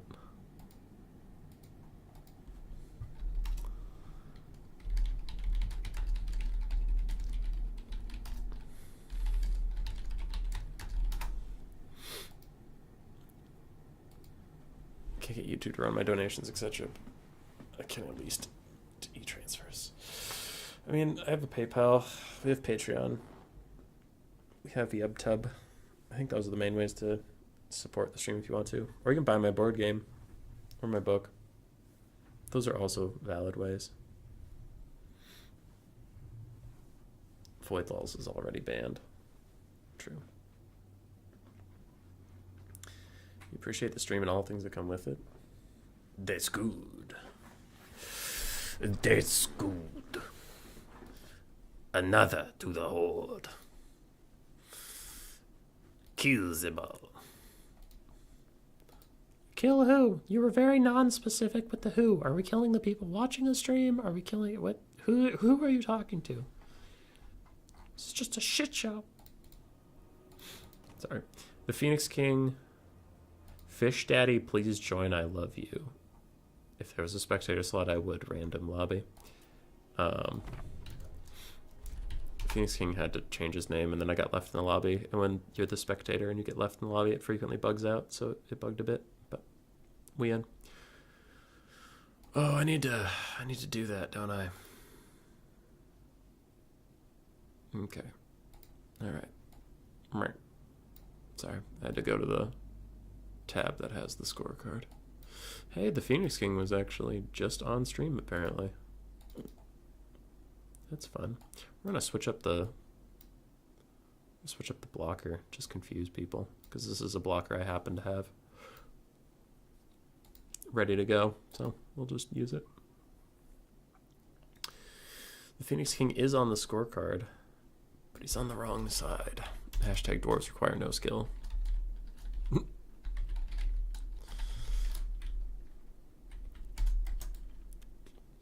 Alright, the Phoenix King and raced.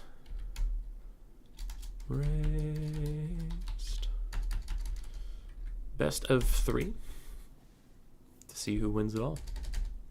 And then we're done with the stream and I can rest my sick little voice.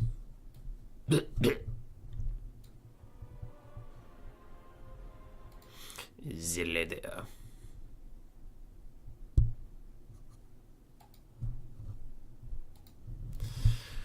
Actually, I'm reading the Red Duke's book right now in the Vampire Counts Omnibus. I had a whole rant about it on a different stream. Yeah. That rant aside, I'm actually really enjoying the book, but it's mostly for the Bretonnians. Whenever the Red Duke is on screen, I'm pretty like, this is whatever. But the Bretonnians are fun. They're pretty funny.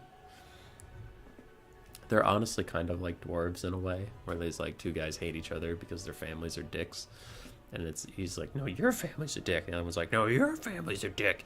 And there's like a literal vampire ravaging Bretonia behind them. And they're standing on this hillside. And they're just like, honor demands that I slap you. Well, honor demands that I slap you back. Well, honor demands that I kick your shin. And I'm like, this is great. This is quality entertainment.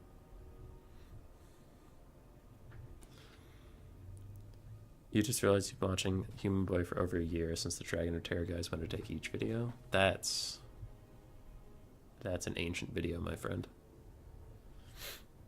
From the dark times. Yeah, we're coming up on 2 years of streaming.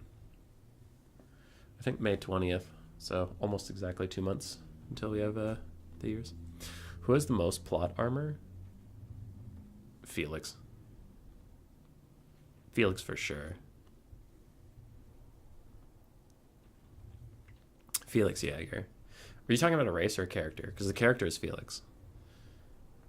Like, Gotrek is wielding like an ancient and all-powerful axe that was literally made by his gods, and that gives him a lot of hand-wavy. Yeah, he got shot in the face, but whatever. Felix is just a guy, and his excuse is he's kind of near Gotrek, but then in a lot of the stories, he's not that close to Gotrek. And he still survives some pretty wild shit, so it's Felix for sure. I too would like Bretonia, but they remind me too much of the French. Archaon? Actually, Archaon does have some pretty thick plot armor. Yeah.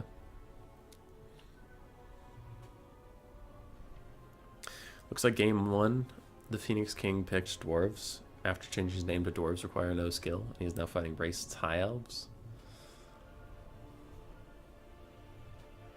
Felix is just a Dark Souls player. Are you implying that he dies many times, but the story is written by the one that survived?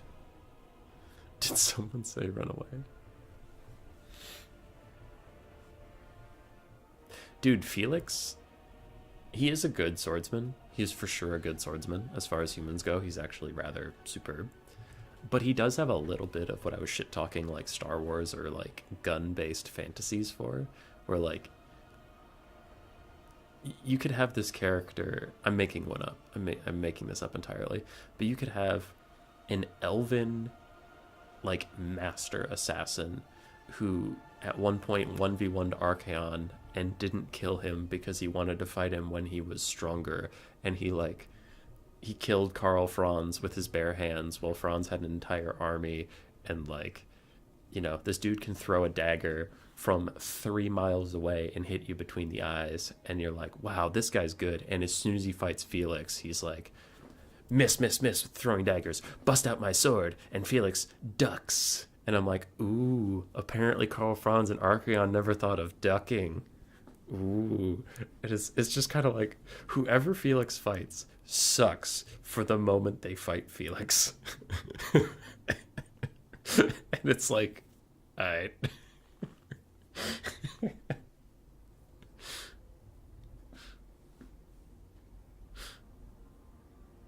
I don't know. Again, that dark elf character was made up, but there have been a couple of those in the Gotrek and Felix books where it's like, this guy is a mega badass, and then he fights Felix, and Felix doesn't beat him, but Felix lives. And I'm like, according to that guy's list of feats, Felix should not have lived. Felix should be fucking dead.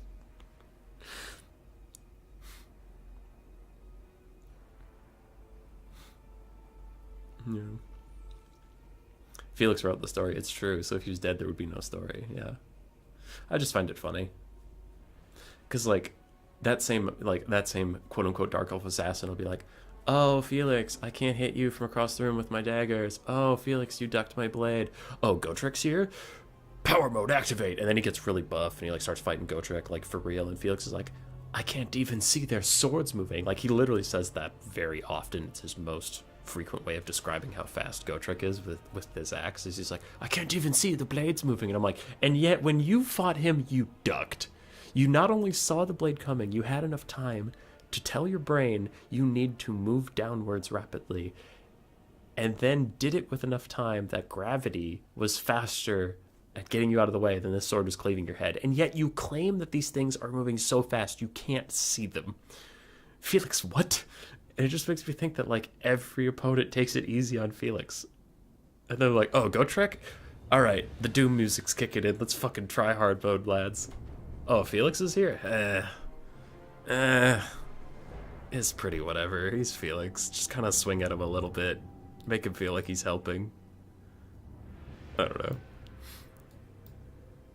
The Go Trick and Felix books slapped, though, so I'm not trying to be negative on them. I just thought that was one funny aspect, is that, like, Felix is good for a human, but man, he should have died so many times.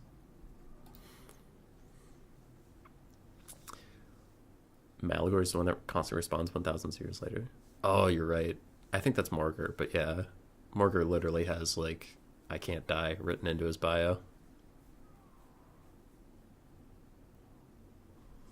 Felix is a lich. He stored his soul somewhere.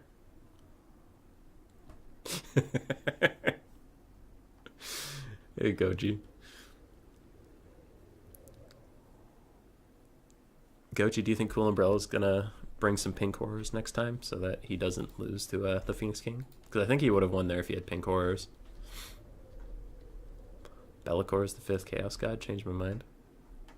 The Horned Rat's the 5th Chaos God, so your boy Be'lakor can get 6th if Hashit doesn't have anything to say about it. You saying that Felix knows to fix their fights? It sounds like boxing. It does sound like boxing. Dude, here's my embarrassing fact. If you like wrestling, that's fine. That is completely fine. But most people who like wrestling know that it's fake. I legit didn't know wrestling was fake until I was like 15, 16. Like, way too old to not know it was fake.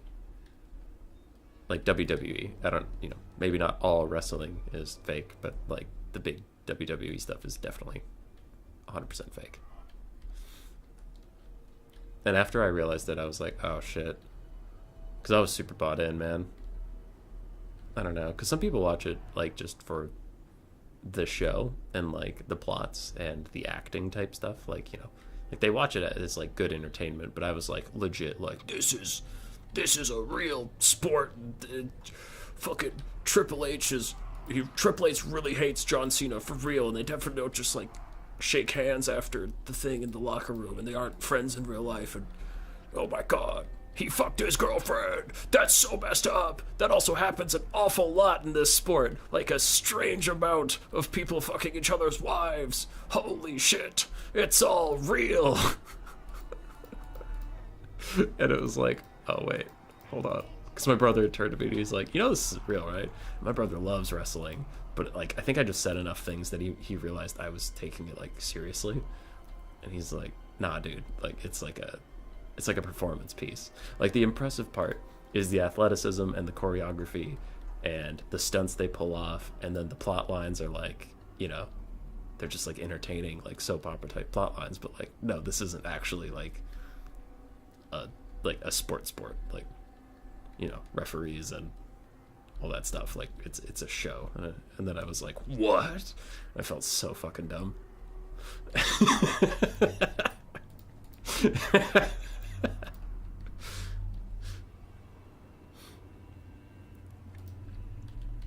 Yeah, Umbrella wasn't thinking. He didn't bring the pink horrors. You mean the Undertaker is fake? Yeah, he's not actually dead. Alright, I'll get caught up with chat in a second, but the armies are formed so I can talk about them without them moving. For Raced, we do have quadruple Eagle Claw Bolt Thrower on a small map. I am extremely sus of that pick on a map of this size. Then we have 1 Lion Chariot. We have 5 White Lions of Krace. We have Tyrion on foot. Foot Tyrion. Hell yeah. We're doing the Immortal Empires trailer where Tyrion and Grombrindle fight back to back, except now Tyrion's trying to kill Grombrindle. We have a Lore Master of Hoeth for more armor-piercing anti-infantry. He's a really good melee combatant. And then he also brings Earthblood, so that's nice. And we have Shadowcaster with Bit of Shades and Enfeebling Foe.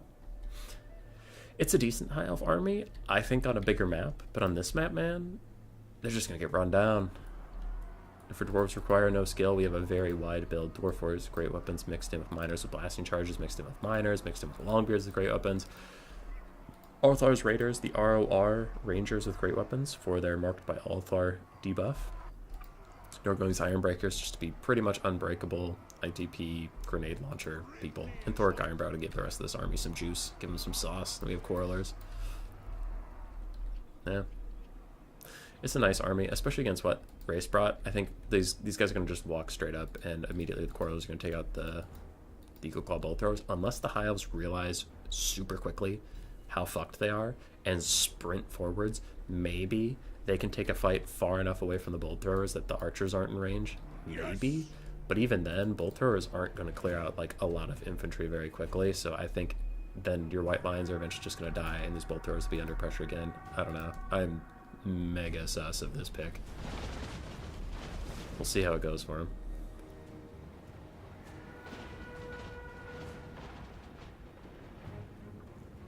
Looks like a throw to me. Yeah, it was silly. I didn't know there was actual land on Ice and Antarctica until I was 30. I did know that, and I'm not 30 yet, but I did learn it relatively recently. In, like, lice. In lice, yes. In life. Not, like, recently as in yesterday, but, like, a couple of years ago.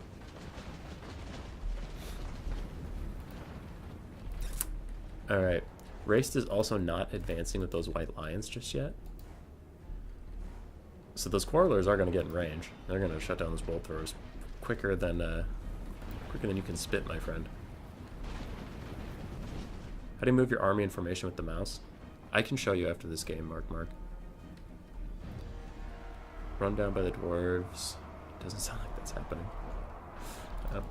Lion Chariots are getting a side charge, but if you ever hear people bitching about Chariots needing buffs, you're about to see exactly why over and over again in this game.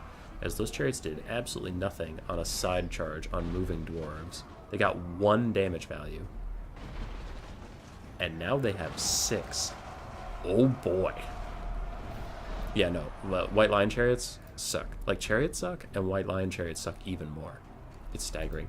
I love that the Dwarves are just ignoring the Bolt Throwers. That is hilarious. Is that the right decision? Probably not. Is it very funny? Yes. They're just shooting past them. They're like, you know what, bro? If it makes you happy, keep shooting me. I don't give a fuck. They just shoot the White Lions. Oh my god. Oh, that's so funny. Pit of Shades is going to whiff on the Althar's Raiders because they were standing there and then they moved. But Bolt Throwers still all online because the Dwarves collectively said, you're good to go. Just ignore him. Man, that's good. Alright, Tyrion's taking a bit of damage. So are some of the heroes, though he's overall going to be fine. It's the rest of the High Elves that are going to have a bad time. Some miners going into melee with the Claw Bolt Thrower saying, fine, we'll kill you, but we're not wasting our blasting charges on it. Someone did use their blasting charges on that one, and you can see it wasn't the most effective, so it's fine.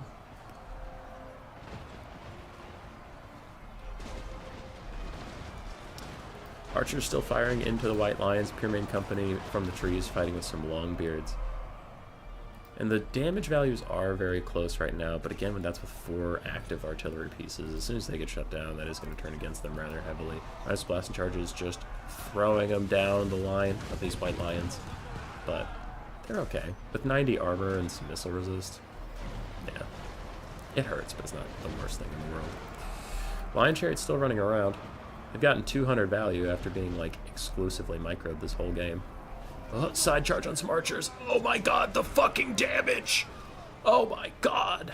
Well, at least this unit is the Lion Chariots of Christ. At least they're only like 600 gold. What's that? What's that? They're 1,300 gold? What's that? They cost as much as Foot Tyrion? That unit costs almost as much as Foot Tyrion? Oh! That might bring some context into why I think they're really bad. This unit's as expensive as a fucking Hydra. Anyway. Thoric, gonna go 1v1 some elf noobs. Miners trying to shut down this Eagle Claw Bolt Thrower, and they are taking their sweet time of it. Dwarf Warriors also shutting down some more Bolt Throwers. Miners shutting down some more Bolt Throwers. And the Iron Breakers are here. Wow, that did a lot more damage to the White Lions than that previous miner did. Goddamn.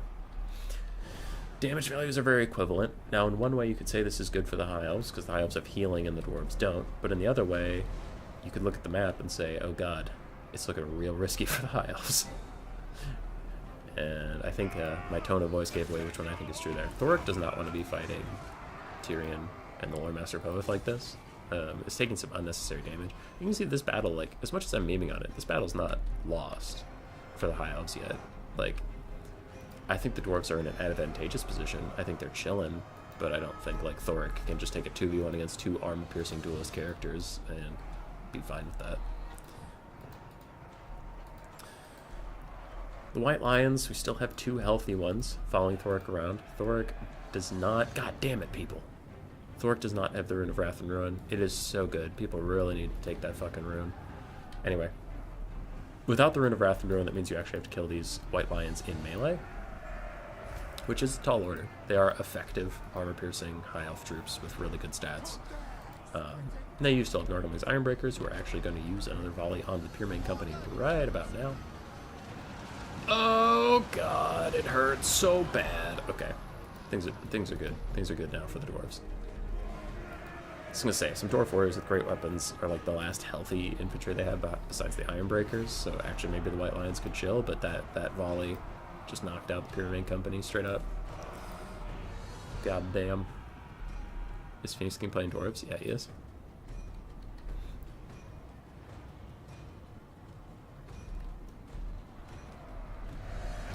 Yes, he is. Thoric is fighting Tyrion. Again, I don't think he should be doing that. He doesn't have to, so I don't see why he is. Is this an overcast Pit of Shades or a regular Pit of Shades? It's overcast because she took 2 instances of damage, one from Thoric, one from the other, so that's better. Because the Nurgle Ironbreakers would take like very little damage from regular Pit of Shades. Though it looks like most of them did avoid the blast. Even though their flag is over there, you can see, like, look at all these models that aren't taking the damage. So, still, it was like a good cast from the High Elves. You have to do it, but Phoenix King's on top of it. He dodges everything. Bolt throwers. The flag is deceptive, so where's your actual unit? I'm looking around for the red outlines. There they are. So one bolt thrower crew has rallied way over there. They need to get back to their models. One bolt thrower crew is currently running from a bunch of very angry dwarves, so they're far from their home. So no bolt throwers are actively online right now. Balance power is about dead even. I'm starting to agree because Thoric is getting his ass kicked by Tyrion over and over again. And Tyrion is running him down, to be fair. I just think he could have pulled through his infantry a couple more times. Aaron, in 3 to 5 days, would be a patron. Did you go for the $150 plan or the $750 plan? Because one of them I'll say thank you, and the other one I'll say try harder. No, thank you a ton, man. That means a lot. And holy shit, the High Elves might do it. Thor's having a hard time getting out of here. He's going to charge the Lore Master of Hoeth. He's going in. He's bopping. His charge got kind of fucked up a little bit. And then the Lore Master of Hoeth's actually just going to hit him in the side while Tyrion tries to get through infinite Ironbreakers. Holy shit, Thor, could you kill that Lore Master? Can you just get out of there? It looks like he's opted to just get out of there. We have some Quarrelers back. The Lion Chariots of Christ are chilling. A full health Dwarf Warrior is chasing some Bolt Throwers into the corner of the map. And I'm getting a little scared for the Dwarves here. Holy shit. Rune of Doom is popped. Giving Nurgle Ironbreakers 55 melee defense, even with, oh god, even with Enfeebling Foe, they're up at 55. Damn. Lore Master is routed. There goes the High Elf healing, as long as they can actually walk him off. You have some Quarrelers back who can now fire in. And that's the last of the White Lions going. So the bounce power is entirely held up by Tyrion and that Lion Chariot.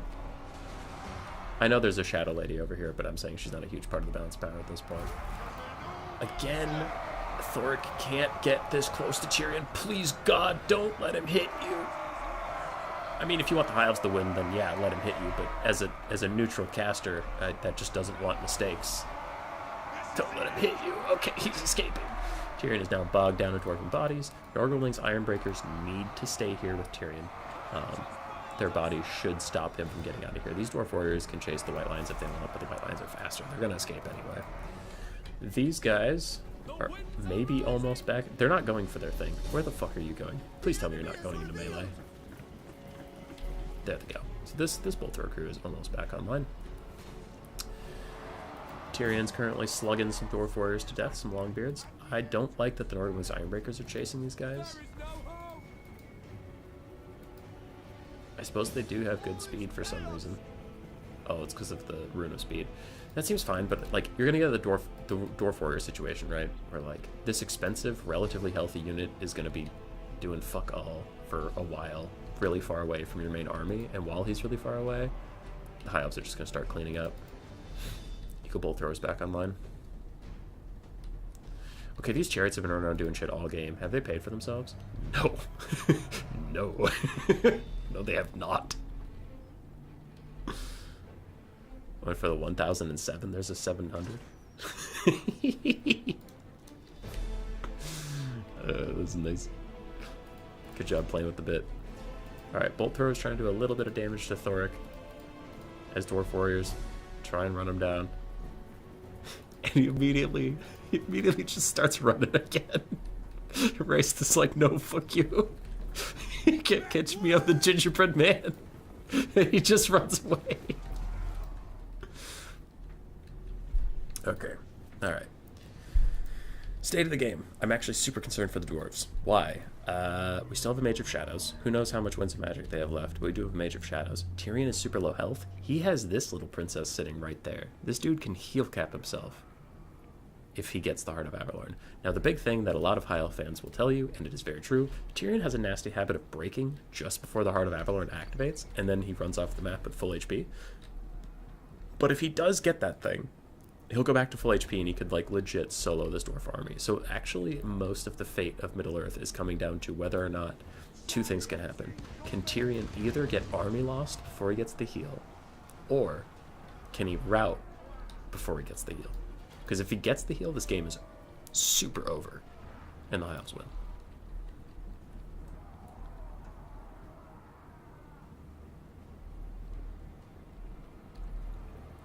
Their melee attack is too low. Tyrion is kind of jacked because he still has martial mastery for now, so it gives him 12 more melee defense. So his natural melee defense is fucking 12. Dwarf Warriors getting run over by the Lion Chariot. That is still trying its best to pay for itself. And then charges into these Dwarf Warriors, and it is going to take a lot of damage in return here unless it gets out. Okay, the Dwarves are targeting the models that they can't touch instead of the models that are inside of them. Good for them. More Dwarves rallying on the far side. Shadows Caster is pretty far away from home, so we'll see how long it takes her to get back. Normally his Ironbreakers are here, and Race is reforming his lines a little bit.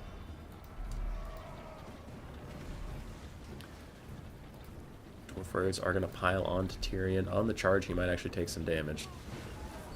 Nope. Is there another...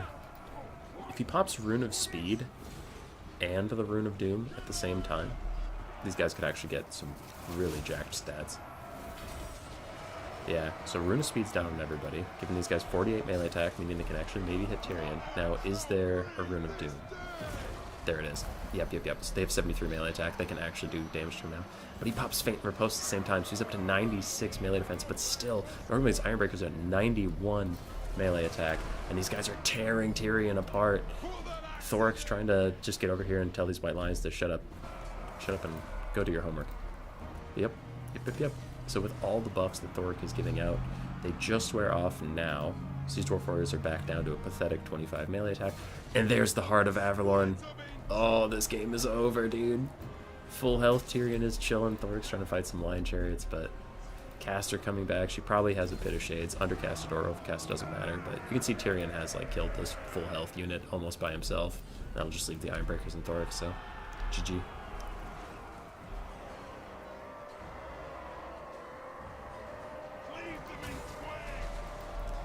Lion Chariots are so cool, you kind of wish they were OP.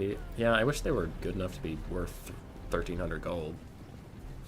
Because these have been expertly microed all game long in a 12-minute game, and they have gotten 850 value. Like, it's super sad. I don't know. I feel like if you micro a unit this well and it's done this much work, it should actually, like, get the damage value. But with the Rune of Doom on cooldown, the Rune of Speed on cooldown, and all these units taking so much damage, Tyrion's unstoppable now. He's just going to kill everything. GG. G.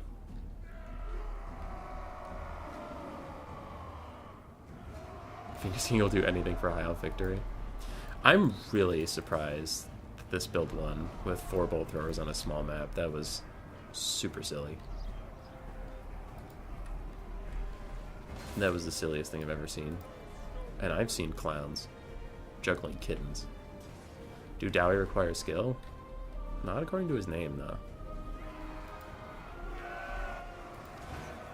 You know what's funny is Phoenix King mentioned in my Warriors of Chaos vs. Vampire Coast game that I should resign, and now Phoenix King is making us watch Tyrion kill an entire dwarf army by himself, so I think there are some double standards there. A full miner forgotten? Oh. I wonder if he had too many miners. I think he maybe had too many miners, so he put one in the corner for having too many. Would be the only thing I could see, because I don't know why he would have a full miner just sitting there at literally 0 value.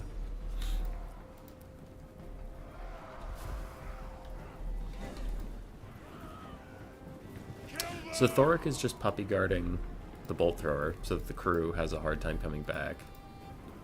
Dwarf warriors charging into Tyrion. Tyrion literally ignores them. And dives over a bolt thrower to jump into Thoric. He's going for the Lord Snipe. Meanwhile, Norgling's Ironbreakers... Oh no! The Rune of Doom and the Rune of Speed are popped, but the Norgling's Ironbreakers aren't in combat over here. So it's wasted on your best unit. Now it does make your Dwarf Warriors actually worth something, but that's not going to be enough, right? Like, the Norglings are coming now, but it's too late. Thoric routes. Lion Chariots are back. They're like, what's up, bitches? Oh, God.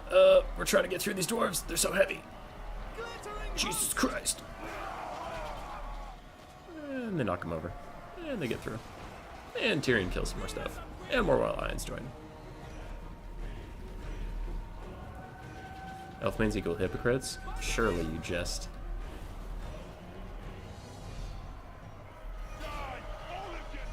They might actually be carrying the balance of power and preventing army losses? Probably. Norman's Ironbreakers getting feebly foed. The Dwarf Warriors are still fighting. And we're still here. We're still here. Is that an Ironbreaker? Oh yeah, okay, so the Ironbreakers are here. I thought the Ironbreakers were over there for some reason. The Lion Chariot's chasing off Thoric. That's kind of fun. It's just pushing him. At this point he has a broken cartwheel and they're helping him get home. They've mistaken him for just some lost old man. And they're like, quickly, old man, get away from this battle. There are dwarves near. Thor's like, yes, dwarves are very scary. A formidable foe. I must depart, please. Push me back to my hovel, where there are definitely not a whole bunch of dwarves waiting. Mr. Thoric, your wheels look strange, sir. It looks like your wheels are held to your station wagon by, little men. Those are children, nothing more. I am a slave master. I enslave children. Anything is better than being a dwarf. Anything, because I am surely not one of those. I am a person that engages in child slavery. Yes, that is me. Alright, goodbye, Thoric. So he's wandering away. Norman's Ironbreakers are fighting. Norman's Ironbreakers are not dying. Tyrion's taking a bit of damage. That's pretty scary.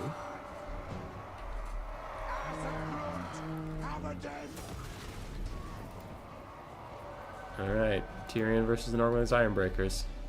Thoric dies. And I would say their leadership tanks, but that's not how dwarves do. But now with some rear charges from the Lion Chariots, and Tyrion chilling, and Tyrion throwing out Fate and Riposte, I mean... It's looking pretty bad.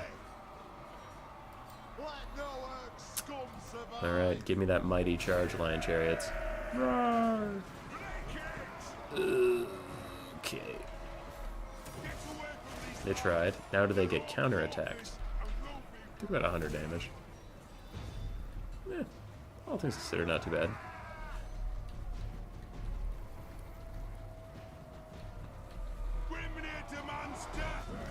Tyrion's back to fighting.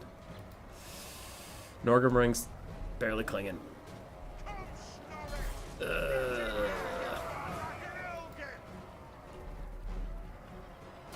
He's still an armor beater, literally. I mean, yeah, he's a really good duelist. It's just like Imric can offer you dragon stuff and breath attacks, and like mages can offer you a caster and then a wider army. So you don't see Tyrion a lot, but he's actually not terrible in Warhammer 3.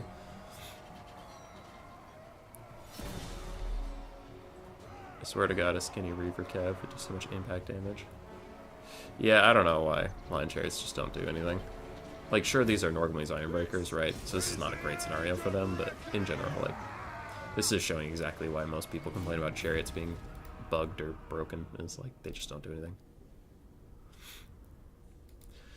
Thoric did fine. Norman's Ironbreakers did fantastically. Ulthor's Raiders got shut down. Minus the blasting charges. Oh, he brought 6 minus the blasting charges. That's why that one was standing up there. It's because you can only bring 5. But he forgot the Akron Spiners count as 1, so he just put 1 in the corner. And he just opted not to use it, which is pretty standard procedure if you take too much of something. Vod Aaron. Oh, Victory or Death Aaron. What up, dude? Tyrion, 2,300, 1,200 on the Lion Chariot, 570 on the Lore Master. White Lions, did fine. Yeah, fine. Shadows Caster, 760. And Bolt Throwers did all right. 1 paid for itself, but the others got closer than I would have suspected. Is that a dwarf unit in the distance? Yeah. So if you have unit caps on, like a quick battle, you can only have 5 minus the blasting charges. But with tournament stuff, we have some things different than the unit caps of quick battles, so a lot of players play with unit caps off. And that can lead to mistakes if you take like 6 minus blasting charges, which wouldn't even, like, that one wouldn't even be allowed in a quick battle, right? So frequently when that mistakes happen, players just put the offending unit in the corner and continue with the game. Right. So that's what happened there.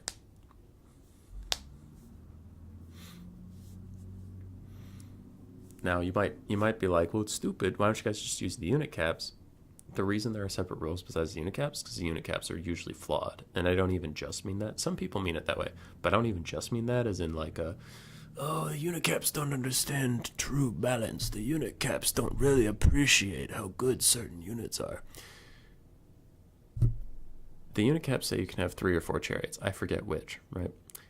Kislev's war sleds, for some reason, count as chariots, but not the same chariots. You can take like 8 Kislev war sleds or 6 or something like that. I forget. And then you could take more chariots on top of that. Also, if you go to the Demons of Chaos roster and click Chaos Furies, you can fill your whole army with Chaos Furies, which no other unit in the game you can do that because everything's capped out at 5. Those are just 2 examples I know of, but I know there's others you can do. I know you can get more flying units than unit caps by taking 6 flying units. Wait, no. Putting your lord on a flying mount. No, wait. I think. I forget how the bug works, but there's a bug where you can get flying units over the cap by selecting, I think it's 6 flying units first, maxing them out, and then you pick a lord that can take a flying mount, and then you just put him on his flying mount, and then the flying unit cap is at 7. You know, or if you did it for the heroes too, it'd be at 8 or 9. But then if you delete the units, but leave the lords and their mounts and stuff, you can't recruit units back above 6. So you have to recruit the units first, then put your lord on a mount, and you can cheat the unit caps. So that's why the tournaments, that's at least one of the reasons why tournaments have their own unit set rules. Because it's like, listen, to just avoid bugs with the unit caps, here's how many of shit you can take. Which, like, 95% of it is just what unit caps tells you you should do.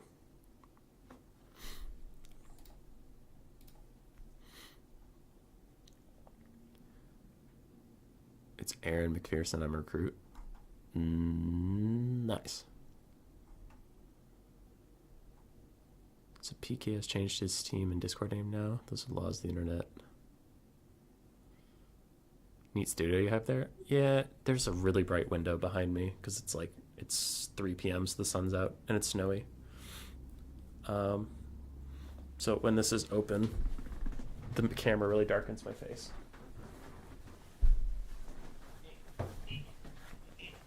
There, you could kind of see the the window through there.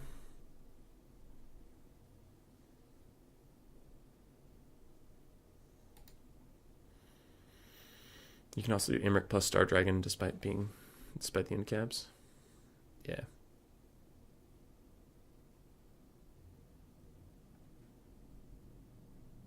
Yeah, okay. So the delay in the stream just caught up. You could see behind the curtains is just this beacon of light, like Gandalf the White returning from the dead. That shit behind me is just really hard on the camera, so. Though that isn't the original reason we put up the tent. We put up the tent because my voice apparently used to echo. So, it's a multi-purpose tent.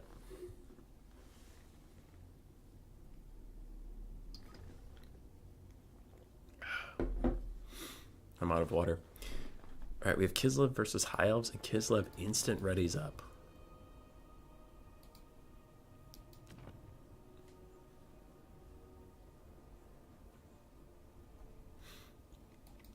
God damn. 2 Kislev games in one small tournament. That's actually pretty crazy. We normally don't see a Kislev game in like a tournament twice this size. And we got 2 today. I'm here for it. I actually I like the Kislev High Elf matchup. I think it's winnable by both sides. It's like probably 55-45 in the High Elf favor. Probably. But it's manageable, you know? And I just like Kislev, so any matchup that's manageable for them, I'll usually play them in. I think this one's fun. Night Brothers, have a good stream. Goodbye, Mr. Casual.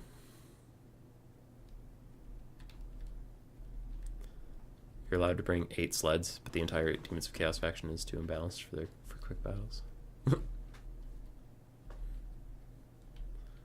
It's a dwarf with head. It's fine. Nice. Later, fat kid at recess. Aaron sees nothing wrong here.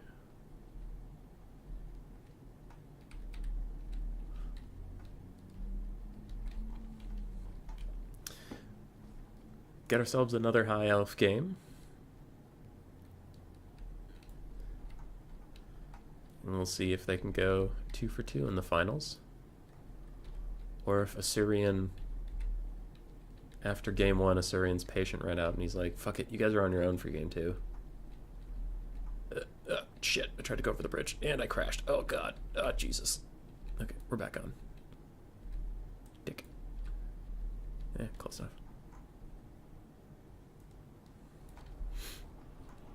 Fat kid at recess. I mean, if Mr. Casual is going, why aren't you going? He's where the party's at, so I'd follow him to the ends of the earth. Alrighty. Oh god, everything's gonna move. I don't know if I can get through it all before they move. Looks like we have 5 armored Kossars, 3 Streltsies, 2 Warbear Riders, 2 Winged Lancers, and a Kossified Dervish, plus there she is, the Ice Witch of Tempest. This is much more typical of a Lord. I usually like the Ice, not Tempest version, but I've seen Blood Penguin take Tempest a lot. She does have a Leopard summon, Snowflake Pendant for some power recharge rate, Hailstorm and Blizzard for just nice AoE infantry punishing abilities, plus Freezing Winds to lower the enemy speed by 25% across the board when she's casting a spell. Interesting. I usually cut that, but the rest seems pretty fine. But it doesn't, like, you can see how much cheaper she is, and then you don't need a hero caster, that this Kislev army is significantly wider than the one we saw in the first game of the day, and that is why most players that I talk to, I mean me and Blood Penguin, tend to take this lady, is just so you can get more units. On the other side, for the High Elves, you have Spearman, Silver, and Guard. Next on the front line, 3 Silver and Guard and 1 Spearman. Whoa, okay, that front line is going to hold for a very long time. Triple Sister of Averlorn, and then a backline of 4 Lothern Sea Guards with shields. We have 2 Silver Helms and Techless on foot with Net, Regrowth, and Fiery Convocation. Oh boy. It is done. Oh boy. That is a severe Daka build for the High Elves. That is... I'm extremely concerned for Kislev. Because Streltsy are armored, but they're not shielded, so sisters will outduel them in the ranged. Warbear riders aren't shielded either, and they're big boys, and there's no healing for them. So Sisters of Avalorn are going to mulch them up. And then the front line of Silver and Guard isn't going anywhere. So it's not like these armored Kossars can get through them. I don't know. I am extremely concerned about Kislev here.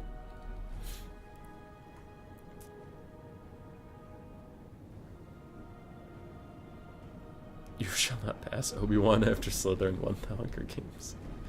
Does Teclis have Kindle Flame? No. No, he does not. He does not. Ooh, big yawn. You didn't see the Phoenix King going high elves? It is pretty shocking. It's downright alarming. Sisters taking their first pot shots. Even shielded the armored Kossar is going to feel that in the morning. Second volley's coming in now that they're on the move. Should be better aimed. There we go. And yeah, that is some withering fire to just walk into. But you gotta do it. And Sister of Avalorn are just waiting. Biding their time until something actually worth shooting comes into range. But oh boy, when it does, they're gonna have a field day.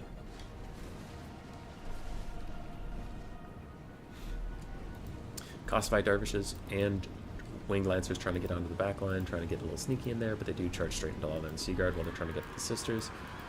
And their Unbreakable passive will make them the kamikaze troops we're used to seeing, but still, they'll die pretty quickly. Winged Lancers in here too. I've been struggling to beat High Elf Spear Boxes recently, especially with Teclis, like a netcaster, because it's so hard. Like, even though your cavalry can go unbreakable, it's still like, they usually won't fully kill what they're aiming for, and they're just surrounded by spears and they die.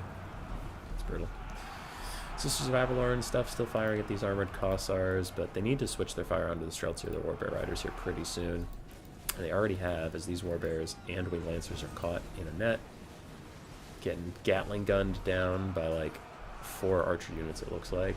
We do have a blizzard. It looks like overcasted blizzard going straight for the Sisters of Avalorn here. Looks like they're going for a bit of a cheeky 2-for-1. Can they get it? A little bit. They're tickling these guys, but they're straight up killing the Sister of Avalorn. It's very nice stuff there. Very good cast from Raised. So for the triple Sisters of Avalorn, one is like entirely dead from that blizzard, another is very close to dead, and another is chilling. Meanwhile, we have a fiery convocation that hits 3 units. Really good value there. Great, great stuff. Silverhelm's fighting Warbear Riders, suffering a terrible fate. But that is Warbear Riders doing Warbear Rider things. Sisters of Avalorn, 2 of them are routing. 1 of them's close to routing, so far good things for Kislev. Really nice job staggering their advance. The Sisters of Avalorn couldn't shoot at what they wanted to shoot at until it was too late, and then they had too many targets at once. Like, do we shoot at the netted Warbear? Do we shoot at the Streltsy? Do we shoot at the other Warbear? And the Cav dive was just really good time, so far Race has been playing this immaculately well. Could not have more positive things to say about how Race was playing today. Really on top of his shit. I'm just getting rid of Infantry Spram, Brain Dead box meta. Yeah.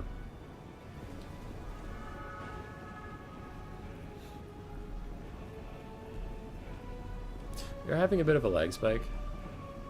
High Elves are technically up on the balance of power. I am extremely suspect of that, because all their sisters are shut down. But I don't know. It's too early to call, so if we have a crash right now, that would be real bad. Quick net onto the Winged Lancers, trying to keep them off the last of these archers, but as the archers turn to fire at them, they are taking shots in the back from the Streltsy and pistol Kossars, so all's not super well. Can someone tell my workplace that I'm trying to watch this stream? Hey! Jermaine's workplace. He's trying to watch the stream. Just let the man watch the stream. Come on. Rear charge from the Silver Helms, plus a bunch of archer fire. Almost straight up kills that Winged Lancer unit. But they can just go unbreakable and continue fighting for a bit. Warbears are also continuing the fight. The other Warbears are also in here. And the High Elf Spears are holding. they're holding with the best of them. They're here forever, and they're just like, hey, archers, you good? You good, bros? Because we're doing our job. So one warbear is just about dead. These wing lancers are also not feeling so good. The other warbear is very healthy, and I struggle to see what is going to stop them as of now. Phoenix King did advance his Silvering Guards. They're now fighting Streltsy and melee, which is pretty good for them. Nice job, Snow Leopard chasing down Teclis. It should have 30 more seconds to live after that timer wears off. Should. It's a pretty key word there. Teclis currently getting his ass kicked by a little leopard. A little leopard that could. He's casted something, but must have gotten canceled when he got knocked down. How long on you, leopard? 18 more seconds before Teclis is free of this curse. Looks like he's throwing down a regrowth onto some Silvering Guard. Interesting. Yeah, I guess that seems fine. Just wants to buff up the front line that's winning, as the Snow Leopard is going to fade away in 2, 1. Goodbye, little friend. That does leave us with 2 Lothern Seaguard, 3 Lothern Seaguard with a decent amount of ammo and a high health pool. I guess maybe they could carry this game. I was hyper-focused on the Sisters of Averlorn, so without them, but another bound fiery convocation. This could be a juicy one. It might kill some spearmen and some already almost dead Silvern Guard, but who gives a shit about that? As it is trying to come in, it will maybe hit 4-ish Kislev units? 4-ish?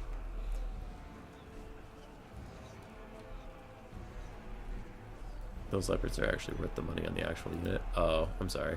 I missed it. But it did really well. It knocked Teclis from full health to like half health, so that's pretty great. The lag spike as the fiery complications coming in.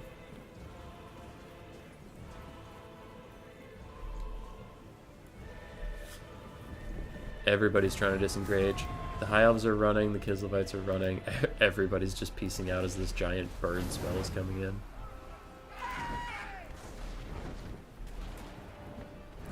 Fawoosh. Bam! Deletes 2 armored Kossars and doesn't hit any of the High Elves. That was still a great cast. All said and done.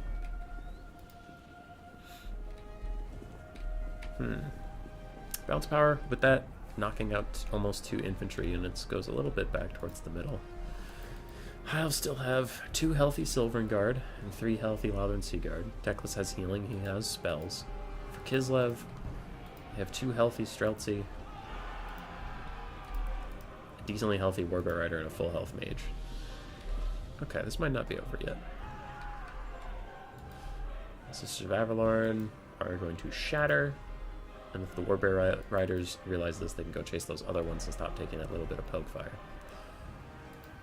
Meanwhile, more Warbears come back, peel off the Spearmen, and I have to sneeze. And with COVID, that sneeze usually gets really gross, and I don't want that to happen in the middle of the game because that would be bad.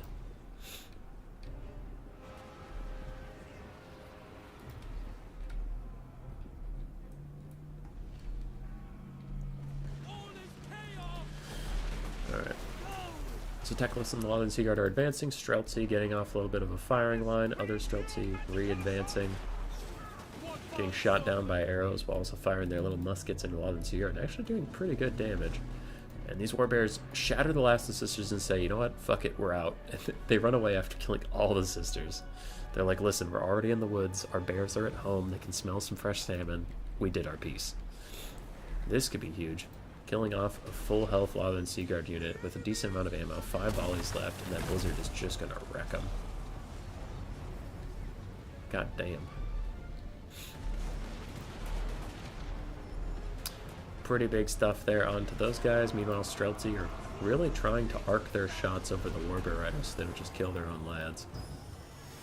Teclis throws out a net, Lothern Seaguard turn to fire, and that Lothern Seaguard entirely fucking shatters. What the hell? Alright, go Blizzard, go, I guess.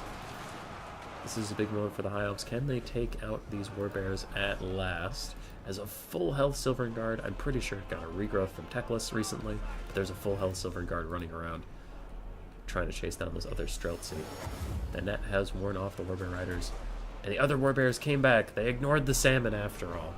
They are actually going to finish their goddamn job as Teclis just stabs one in the face and fucking kills it. Alright, Teclis, calm down. And they rout. They're like, okay, we didn't sign up for this. Like, that dude just straight up took a bear, charging him in the face, and he stabbed it in the head with a sword. We didn't sign up for this.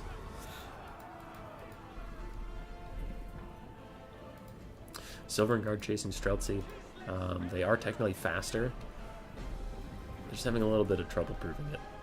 Meanwhile, Warbear Riders fighting other in Silver and Guard, along with Winged Lancers.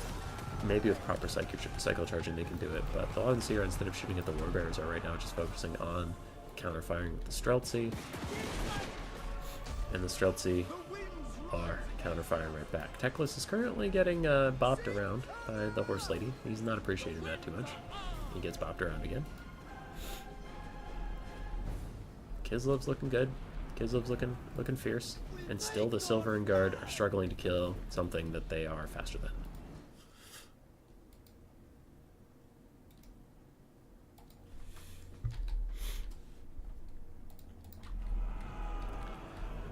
One overcast. Oh, sorry. Damn, overcast blizzard is jacked as fuck. Yeah, it's apparently pretty intense. Legit, never seen a blizzard skill before. Just have deleted seen it, so I didn't see it before. It's very expensive. Very, very expensive. Because overcasting is like 26 winds of magic.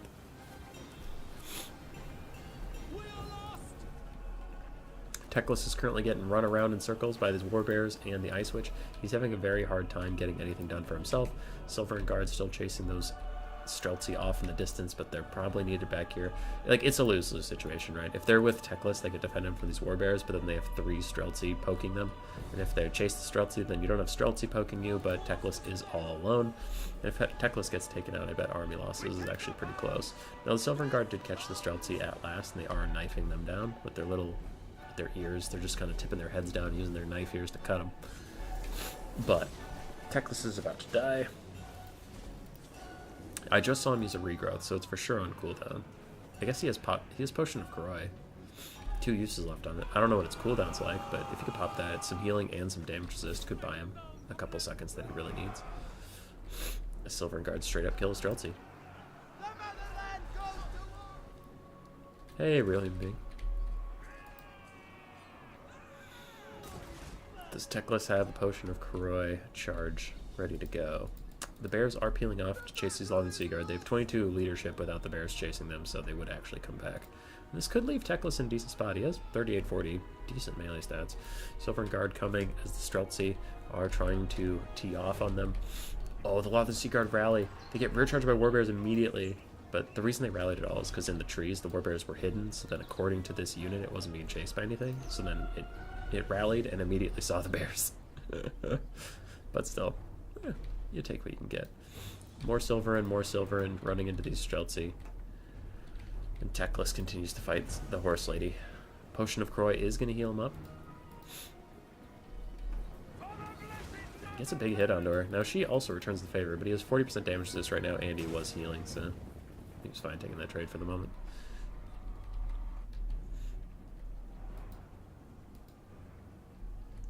It wouldn't super shock me if Teclis like threw down a net onto her so she couldn't keep cycle charging and just like beat her ass. That wouldn't be the craziest thing I've ever seen.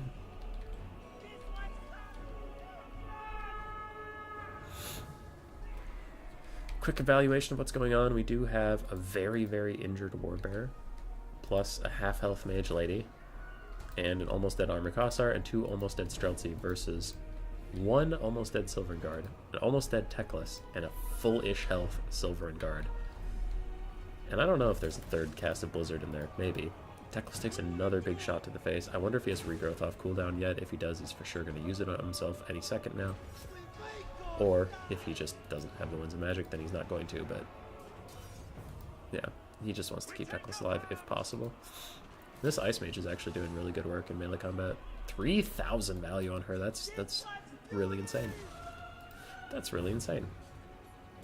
Teclis down to 600 HP, getting poked down. Big shot coming in from the Ice Witch. Another Potion of Koroi popped. Is trying to keep him healthy, but damn. He does go down low enough.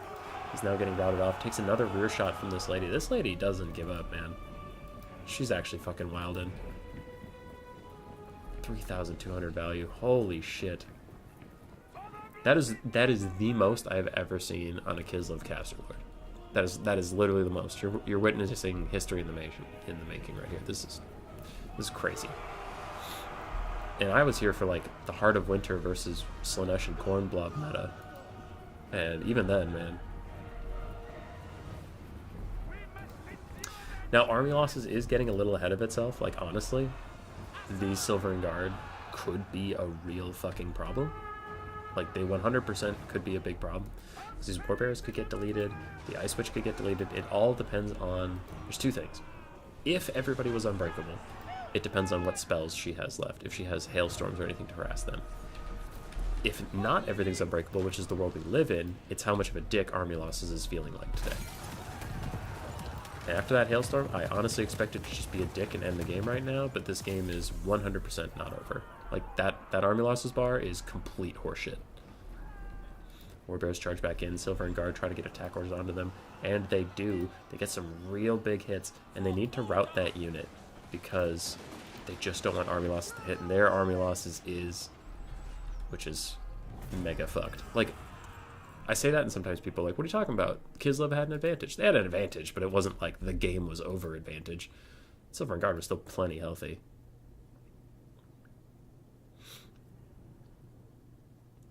So, GG. Deleting 2 sisters will help it a lot. They deleted a Lothern Seaguard and a sister, but I take your point. Techless 1900 value. Mixed on the Spearman, Silver and Guard, but overall they were just there to hold. Sister Vapilorn actually struggled to get their value out, but the Lothern Seaguard more than made up for it. They did excellently, and Silver Helms unfortunately did poorly, but they were just mostly blockers. They weren't really meant to do that much damage. Ice Witch of Tempest we saw in the game, but 3,300 value on her, and that doesn't include the Snow Leopard that she summoned that took out like half of Teclis's health. Remember, that doesn't count for her. So, I mean, like, if you factor that in, whatever it was, she probably got 3,700 value.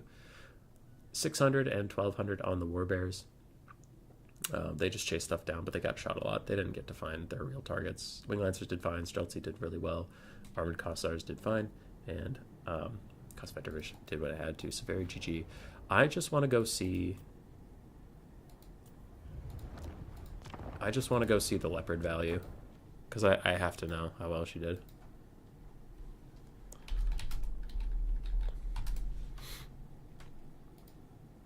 That was insane.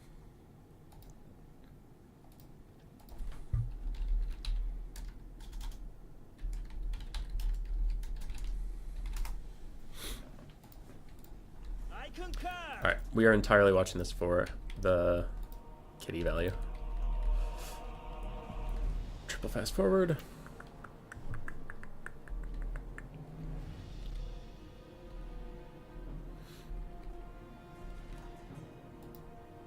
Damn, that blizzard spell though, that was doing some stuff. Overcasted, it is 26. Yeah, I was right.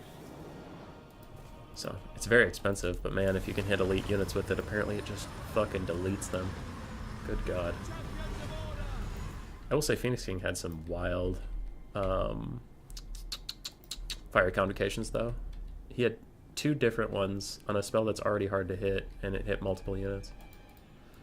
So fast forward the Snow Leopard until 28, 29, 27.